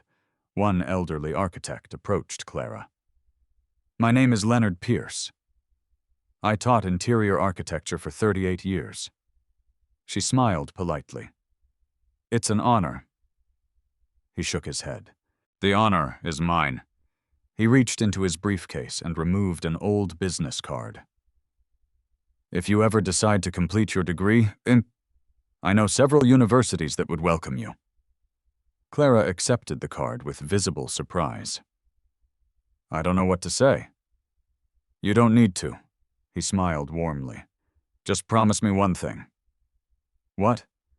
Don't spend another 20 years believing you're only a housekeeper. After everyone departed, Nathaniel remained alone inside the conference room. The walls were still covered with design sketches and handwritten ideas. Community, dignity, access, belonging, hope. He recognized every one of those words. Olivia had written them decades earlier. Now new voices were repeating them. Not because they had copied her, because timeless ideas always found new hearts willing to carry them forward. Nathaniel gently folded Olivia's original drawing. Then, without hesitation, placed Clara's updated version directly on top of it. The old plan had begun the dream. The new one would finally allow it to live. Construction began in early spring. Not on a luxury hotel. Not on another conference center bearing the Brooks name. Instead, an aging brick warehouse on Chicago's South Side slowly transformed into something the neighborhood had not seen in decades, a place built not to generate profit but to create possibility. A temporary wooden sign stood at the entrance, future home of the Olivia Brooks Community Design Studio. Nathaniel refused to add his own name. When the communications department suggested calling it the Brooks Design Institute, he quietly declined. This dream existed before I understood it. It deserves the name of the person who imagined it. Every Friday afternoon, after finishing her housekeeping shift, Clara drove across the city to the construction site. She still wore the same navy housekeeping uniform. Steel-toed boots had replaced her usual shoes, and a yellow safety helmet covered her neatly tied curls. The construction workers greeted her warmly. "Afternoon, Miss Warren. Good to see you." At first, they had assumed she was another project coordinator. They quickly learned otherwise. She noticed things no blueprint could reveal. One afternoon, she stopped beside the main entrance. "Can we move this bench 6 feet closer to the door?" The site manager frowned. "Why?" She looked toward the sidewalk. "A grandmother carrying groceries and waiting for a child after class shouldn't have to stand in the rain." The bench was moved. Another day she walked into the woodworking classroom. "The windows need to be lower." An engineer checked the drawings. "They already meet code." "I know," she smiled, "but 8-year-olds should be able to see outside while they're sitting." The windows were lowered. Again and again, Clara's suggestions had nothing to do with prestige. Everything to do with people. Soon the architects stopped asking whether her ideas met regulations. Instead, they began asking a different question. What would Clara notice? One morning, Leonard Pierce, the retired architecture professor, arrived carrying several thick textbooks. "I thought these belonged with you." Clara laughed nervously. "I haven't studied from books like these in 20 years. "Then perhaps it's time." Each Friday became something new. Morning, she polished silver in the mansion dining room. Afternoon, she discussed natural daylight circulation patterns and classroom layouts beside construction crews. The contrast amused Nathaniel. One evening he found her changing from dusty work boots back into her housekeeping shoes before driving home. "You know," he said, leaning against his car, "most people would have resigned by now." She looked puzzled. "Resigned? You spend your afternoons helping build the school. You've earned that opportunity." Clara smiled while tying her shoes. "I gave you my word." "What word?" "I said I'd continue taking care of your home." Nathaniel laughed quietly. "You really meant it." "I always do." He studied her for a moment. "I'd like to offer you something." She immediately became cautious. "What is it?" "A full-time position directing the studio once construction is complete." She stared at him. "You mean—" "No more housekeeping." The words hung gently in the evening air. For years Clara had imagined hearing something like them. She should have accepted immediately. Instead, she looked back toward the mansion. "I'd like to finish what I started." Nathaniel frowned slightly. The house. She nodded. When I first arrived, it didn't feel like home. He smiled knowingly. And now, it does. I'd like to leave it better than I found it. Nathaniel didn't argue. He simply nodded. I understand. A few weeks later, Ethan visited the construction site for the first time. Now, 17, taller than his mother, he wandered through unfinished classrooms with wide eyes. This is incredible. Clara watched him explore. You like it? I love it. He paused inside the computer lab. Kids are really going to learn here. That's the plan. He walked toward one wall covered with design sketches. Among them hung one of Clara's original pencil drawings. Someone had framed it. She blinked in surprise. I didn't know they kept that. Nathaniel, who had quietly entered behind them, smiled. It reminded everyone why we started. Ethan looked from the framed drawing to his mother. You drew this. She nodded shyly. A while ago. He laughed. Mom! You've been hiding.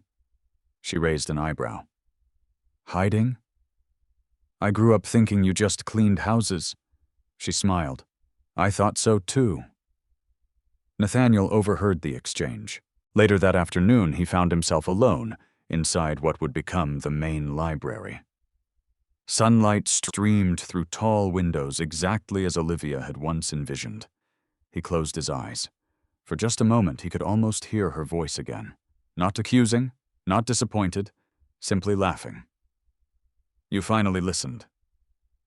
His eyes opened slowly. No, he whispered. I finally met someone who helped me hear you. By midsummer, the building neared completion. Fresh paint covered every wall. Bookshelves waited for donations. Woodworking benches stood ready. Computer labs buzzed with newly installed equipment. Outside, volunteers planted gardens designed by neighborhood children. Every Friday, the number of volunteers seemed to grow. Retired teachers, college students, parents, local carpenters, artists. Nobody received a salary. Everyone believed they were helping build something that mattered. One Saturday, Clara arrived early carrying a cardboard box. Inside were dozens of colored pencils, rulers, sketch pads, and erasers. Nathaniel happened to see her unloading them. I thought we already ordered supplies? We did. Then what's this? She smiled. My own contribution. He looked inside. You bought all of these yourself. They weren't expensive. You shouldn't have. She gently closed the box. I wanted the first child who walks through these doors to know someone was already expecting them. Nathaniel felt his throat tighten. He remembered Olivia saying nearly the same thing decades earlier. Buildings should welcome people before anyone speaks. That evening, after everyone had left, Nathaniel walked slowly through the completed studio. Every room reflected Olivia's vision. Yet every detail carried Clara's quiet influence. Lower windows, comfortable benches, warm reading corners, accessible workstations, gardens filled with native flowers. Nothing looked extravagant. Everything felt intentional. He paused before the entrance plaque. Until now, it remained covered by protective paper. Tomorrow, it would finally be revealed. Nathaniel carefully lifted one corner. The bronze inscription read, Olivia Brooks, Community Design Studio, creating places where everyone belongs. Below, in much smaller letters, another line had been added. Inspired by the vision of Olivia Brooks and the quiet courage of Clara Warren. Nathaniel had approved the wording weeks earlier without telling Clara. He smiled. Some recognition did not need applause. It simply needed truth. As sunset bathed the building in warm golden light, neighborhood children stopped outside the fence, peering curiously through the gates. When does it open? One little girl called. Nathaniel looked toward Clara. She smiled. Very soon, Neither of them realized that the greatest transformation still had nothing to do with the building itself. It had already happened inside the people who had created it. The opening day arrived beneath a clear September sky. For the first time in months, the gardens surrounding the Olivia Brooks Community Design Studio were filled not with construction workers, but with families. Children raced between flower beds. Parents lingered near the entrance, uncertain whether they truly belonged inside such a beautiful building. Volunteers welcomed everyone with warm smiles rather than registration forms. No one was asked how much they earned. No one was asked where they lived. The front doors simply remained open. Nathaniel stood quietly near the back of the gathering, instead of on the stage prepared for the ceremony. He wore his usual charcoal suit, but there was nothing formal about the way he greeted guests. He shook hands, helped an elderly woman navigate the entrance ramp, picked up a little boy's dropped backpack before the child even noticed. Eleanor watched him with quiet amusement. "You've changed." Nathaniel smiled. "I hope so." She glanced toward the growing crowd. Miss Olivia would be proud. He looked at the building. "I think she'd ask why it took me so long." Near the entrance, Clara adjusted a basket filled with sketchbooks and colored pencils. Every child who entered would receive one. No speeches first, no paperwork. The first gift they encountered would be an invitation to create. A small girl, perhaps 7 years old, approached the basket cautiously. "Are these really free?" Clara knelt to meet her eyes. "They're already yours." The girl looked toward her mother for permission before hugging the sketchbook tightly against her chest. "I've never had one that's brand new," Clara smiled. "I hope you fill every page." The child nodded so enthusiastically that several loose braids bounced across her shoulders. Moments later, Ethan arrived, wearing a volunteer badge around his neck. Instead of attending as Clara's son, he had insisted on helping throughout the day. "Where do you need me?" Clara handed him another box of supplies. "The art classroom." He grinned. "Already my favorite room." Inside the main hall, reporters quietly arranged cameras. Nathaniel had not invited the press. Word of the unusual project had spread on its own. One journalist approached him before the ceremony began. "Mr. Brooks, is this your newest philanthropic initiative?" Nathaniel shook his head. "No. It is my sister's unfinished promise." The reporter looked confused. "But the funding came from you." "The funding did. The idea didn't." Without another word, Nathaniel excused himself. He had no interest in becoming the story. Shortly before noon, everyone gathered inside the central workshop. The room looked exactly as Olivia had once imagined. Large windows flooded the space with natural light. Work tables could be rearranged for children, adults, or families. Every chair, every shelf, every pathway reflected careful thought. Not luxury. Welcome. Nathaniel stepped onto the small stage only because everyone insisted. He looked across hundreds of faces: students, teachers, neighbors, construction workers, hotel employees, architects, housekeepers, volunteers. For a long moment he simply stood there. Then he spoke. "When my younger sister dreamed about this place, I told her the numbers didn't make sense." A gentle ripple of laughter moved through the audience. "I believed successful buildings were measured by occupancy." He paused. "She believed they were measured by opportunity." His eyes found Clara standing quietly near the side wall. "For many years I thought I had preserved her dream. I was wrong. I had only preserved my regret." The room fell silent. It took someone with extraordinary humility to remind me that memories are not honored by locking doors. He turned toward Clara. "They are honored by opening them." The audience followed his gaze. Clara looked almost uncomfortable receiving so much attention. Nathaniel continued. "This building exists because two women separated by more than 20 years believed the same simple truth." He smiled. Every room should help someone breathe easier. The audience applauded warmly. Nathaniel stepped away from the podium much sooner than anyone expected. Instead of returning to his seat, he walked directly toward Clara. In front of everyone, he handed her the old brass key. She looked down in surprise. "I can't accept this." "You already have." He gently closed her fingers around it. "For decades, this key reminded me of everything I had lost." His voice remained calm. "Today, it reminds me of everything that can still grow." Several guests quietly wiped tears from their eyes. The gesture required no further explanation. The ceremony ended not with fireworks or ribbon cutting, but with children rushing toward the classrooms. Within minutes, the building came alive. Paintbrushes scraped against paper. Woodworking tools hummed under careful supervision. Parents shared coffee in the community kitchen. Grandparents settled into comfortable reading corners. Exactly as Clara had imagined, the benches near the entrance quickly filled with people waiting for family members while enjoying conversation instead of standing alone. Late that afternoon, Leonard Pierce wandered through the building carrying a notebook. He found Clara watching a group of teenagers sketching by the windows. "You notice something?" he asked. She smiled. "They're already moving the furniture." He laughed. "Doesn't that bother you?" She shook her head. "No. It means they feel like it belongs to them." Leonard closed his notebook. Then the design succeeded. Across the room, Nathaniel quietly observed the same scene. Nobody treated the building like a museum. Children leaned over tables.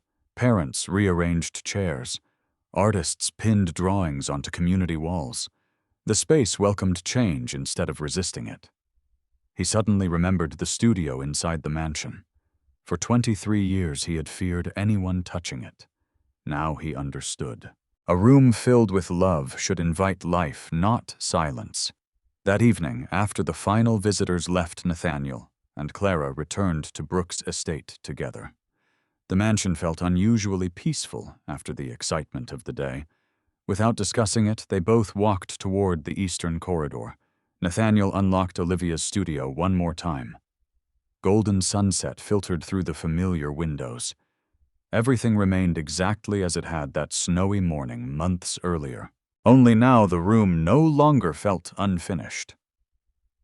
Nathaniel placed a framed photograph on the drafting table. It showed the grand opening earlier that afternoon. Children laughing, families creating, the studio alive. He positioned the photograph beside Olivia's original notebook. Clara noticed something written beneath the picture. The next chapter. She looked toward Nathaniel. He smiled. "I think she'd approve." "I think so too." Before leaving, Clara glanced once more around the room. Nothing here had truly been lost. Not Olivia's kindness, not her vision, not even Clara's own forgotten dream. They had simply waited for the right moment to find one another. As they switched off the lights and quietly closed the studio door, neither of them realized someone had remained behind at the community center.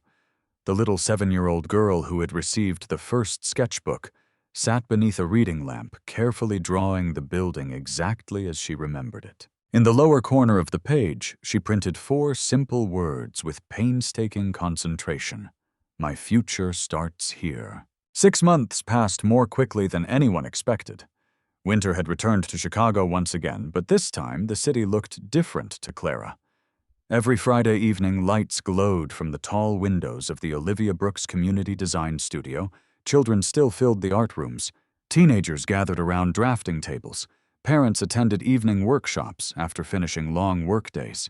Grandparents drank coffee in the community kitchen while waiting for grandchildren to finish classes. The building never seemed empty. It had become exactly what Olivia had hoped for. One snowy afternoon, Clara stood quietly outside the entrance after the last class ended. She watched students leave carrying rolled drawings, handmade models, and sketchbooks tucked proudly beneath their arms. A teenage boy paused beside her. "Miss Warren." She smiled.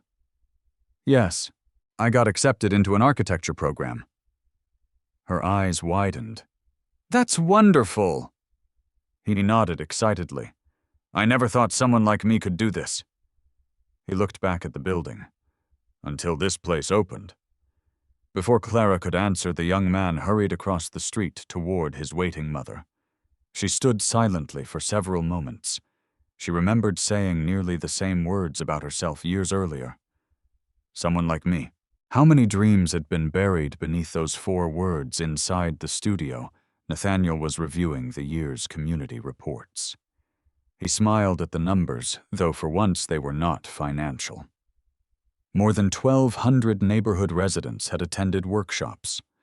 300 children had completed introductory design courses.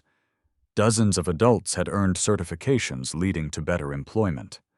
Scholarship partnerships with local colleges continued expanding, but one page caught his attention more than all the others. Visitor comments. The first note read, "This building makes us feel welcome before anyone says hello." Nathaniel closed his eyes briefly. Olivia had succeeded, not because she had lived to see the building, because the values she planted had survived her. A gentle knock interrupted his thoughts. Eleanor entered carrying a small envelope. "This arrived for you." There wasn't a return address. Nathaniel opened it carefully. Inside was a child's drawing. The picture showed the community studio beneath a bright blue sky. Near the front entrance stood 2 women. One held a brass key, the other carried a sketchbook. At the bottom, written in careful handwriting, appeared a short sentence. "Thank you for building a place where my mom smiles again." Nathaniel stared at the drawing for a long time, then quietly placed it beside Olivia's photograph. Late that evening, he drove back to Brooks' estate. The mansion looked peaceful beneath freshly fallen snow. He walked instinctively towards the eastern wing. The old brass key no longer rested in his pocket. Months earlier, he had insisted Clara keep it. Now the studio remained unlocked during the day. Only at night did Clara carefully lock the door before leaving. She said every building deserved rest. Nathaniel smiled whenever he remembered that.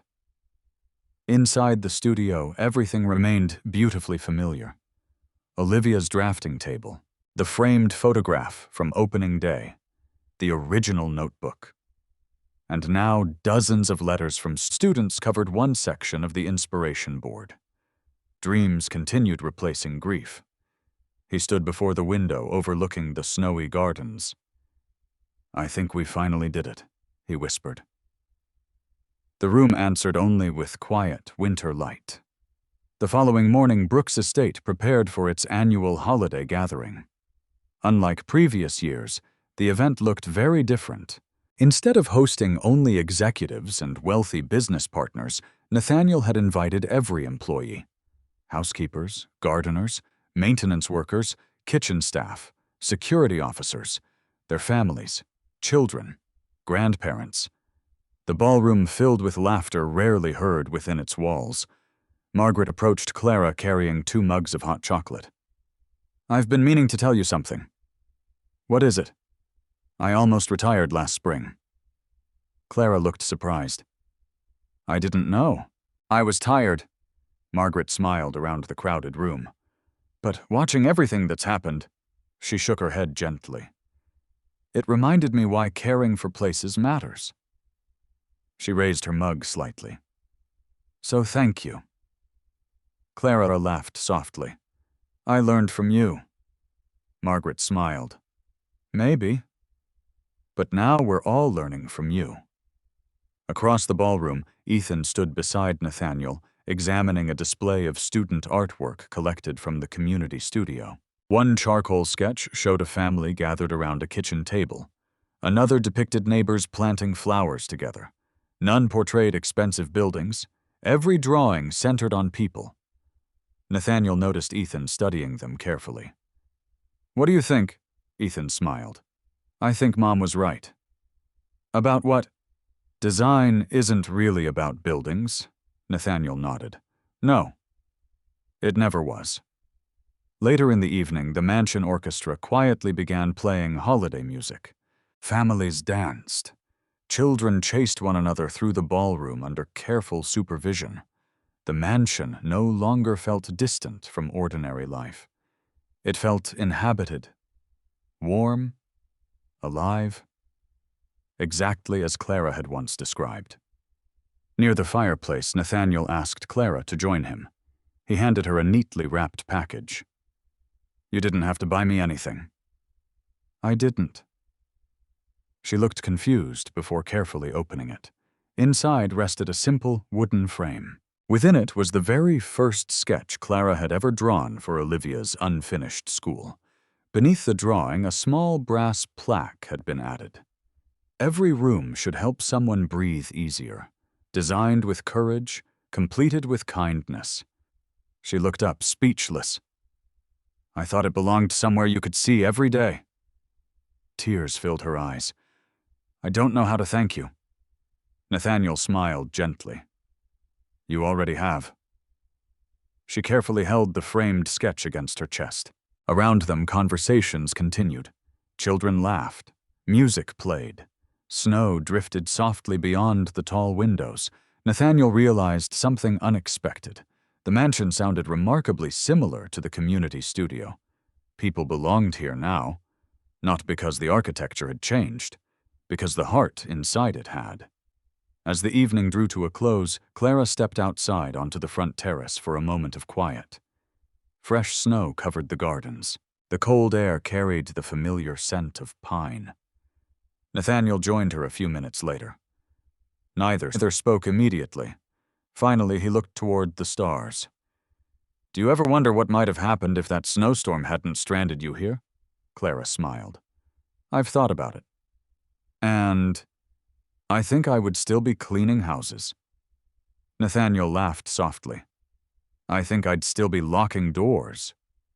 They stood together in comfortable silence. Then Clara reached into her coat pocket. She removed the old brass key. "I've carried this every day." Nathaniel looked at it fondly. "It suits you." She gently placed it in his hand. "I think it's time." He frowned. "It belongs to the studio. It belongs to the future." She closed his fingers around it. "Someone else will need it one day." Nathaniel understood. The key had never truly belonged to either of them. It belonged to every person brave enough to open a door that fear had kept closed. 5 years later, the first snow of December drifted gently across Chicago. The Olivia Brooks Community Design Studio had long since become an ordinary part of the neighborhood. That was perhaps its greatest success. People no longer spoke about it as a remarkable charity project. They simply called it the studio. Children said they were going there after school. Parents arranged to meet there after work. Teachers borrowed classrooms for evening programs. Artists displayed community exhibitions in the central hall. It belonged to everyone. On one particular Friday morning, Clara unlocked the front doors just as she had done thousands of times before. Although Nathaniel had officially appointed her executive director years earlier, she insisted on arriving first. She still enjoyed switching on the lights one room at a time, opening curtains, straightening chairs, checking that fresh pencils filled every container. Old habits remained comforting. As she placed a vase of winter branches on the reception desk, she noticed a young woman waiting outside, perhaps 20 years old, nervous, holding a worn portfolio beneath one arm. Clara opened the door with a welcoming smile. "Good morning." The young woman hesitated. "I'm not sure I'm in the right place." "You probably are." "I heard people here help students." "We try." The young woman looked around the bright entrance. "My family can't afford architecture school." "I almost didn't come." Clara recognized the expression immediately. She had once worn the same mixture of hope and fear. "What is your name?" "Maya." "Would you like some coffee, Maya?" The young woman nodded gratefully. Half an hour later, they sat together inside the community kitchen. Maya slowly opened her portfolio. Sketch after sketch revealed remarkable imagination. Not perfect technique, Not polished presentations, just honest talent. Clara smiled as she turned the pages. Who encouraged you to keep drawing? Maya laughed softly. No one. I just couldn't stop. Clara looked at her. That's usually how dreams begin. She reached into her desk drawer. Inside rested the same old brass key Nathaniel had returned to the studio after their conversation years earlier. It no longer opened any locked room. The original lock had been replaced during renovations. Nathaniel had insisted they keep the key anyway. Not because of its function, because of its meaning. Clara gently placed it on the table. Maya looked puzzled. What is this? A reminder. Of what? That sometimes one open door changes an entire life. Later that afternoon, Nathaniel arrived carrying 2 boxes of donated books. At 72, his steps had slowed, but his smile appeared more easily than ever before. Children greeted him by name, not because they knew he was wealthy, because he always helped shelve books before reading stories aloud every Friday. He found Clara speaking with Maya near the design studio. Another conversation, another uncertain dream. He smiled quietly. History had a beautiful habit of repeating itself. After Maya left with scholarship application forms tucked carefully into her portfolio, Nathaniel approached Clara. She reminds me of someone. Clara laughed. I was thinking exactly the same thing. He looked toward the front entrance. Will she be all right? I think so. What makes you certain? Someone believed in her before she believed in herself. Nathaniel nodded. I've learnt that's usually enough to begin. That evening, the studio hosted its annual student exhibition. Every wall displayed projects created during the year. Affordable housing ideas, neighborhood playground concepts, community gardens, accessible libraries, public art installations. None of the displays focused on individual achievement.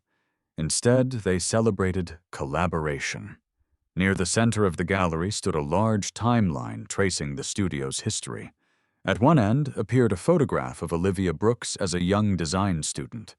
Beside it rested a picture of the old abandoned warehouse before renovation. Further along hung images of volunteers painting walls, construction crews installing windows, neighborhood children planting flowers, and the grand opening ceremony years earlier. At the very end of the timeline, one empty frame remained. Visitors often asked why. Beneath it, a simple sign explained, the next chapter belongs to someone we haven't met yet. Children loved that empty frame. Many stood before it, imagining themselves someday becoming part of the story. During the exhibition, Ethan arrived carrying exciting news. Now a successful civil engineer, he had just accepted a position leading affordable housing projects throughout Illinois.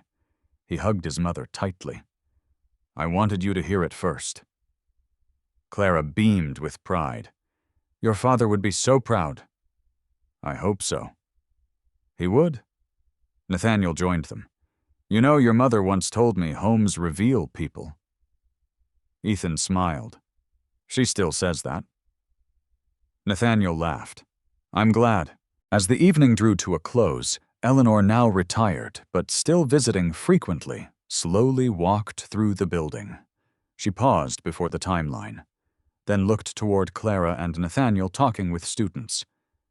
You finally finished it, she whispered. Not the building. The promise. Outside snow continued falling softly. Families lingered long after the exhibition officially ended. Nobody seemed eager to leave. Children built small snowmen beside the gardens. Parents shared warm cider. Neighbors exchanged holiday greetings. The studio had become more than a school. It had become a home. Near closing time, Nathaniel and Clara walked once more through the quiet halls after everyone departed. The classrooms rested peacefully. Sketchbooks lay neatly stacked. Half-finished models waited for tomorrow. Life would begin again in the morning. Nathaniel stopped beneath Olivia's portrait. I used to think success meant leaving behind buildings. He smiled gently. Now I think success means leaving behind people who continue building after you're gone. Clara looked around the studio. That's what Olivia did. And you? She shook her head. I only opened one door. Nathaniel looked warmly at her. Sometimes that's all the world needs. Before locking the entrance, Clara reached into the reception desk drawer. She picked up the old brass key one last time that evening. The metal had become smooth from years of careful handling. She placed it inside a small glass display near the entrance. Below it rested a single engraved sentence. One act of trust can unlock countless futures. She switched off the lights. Together, they stepped outside into the falling snow. Behind them, the building stood warm and bright against the winter night, welcoming tomorrow's dreamers. Years earlier, a billionaire had handed a poor maid the keys to his mansion for one night, believing he was offering shelter from a storm. Neither of them could have imagined that the room she chose would unlock far more than a forgotten memory. It would unlock forgiveness, purpose, opportunity, and a future where countless strangers would discover that the greatest doors in life are never opened by wealth alone. They are opened by compassion, courage, and the quiet decision to see people before possessions. Every life holds doors that seem permanently locked. Sometimes those doors are closed by grief, poverty, disappointment, or years of believing we are not enough. Yet this story reminds us that the greatest transformations rarely begin with extraordinary talent or endless wealth. They begin when one person chooses to see another with dignity.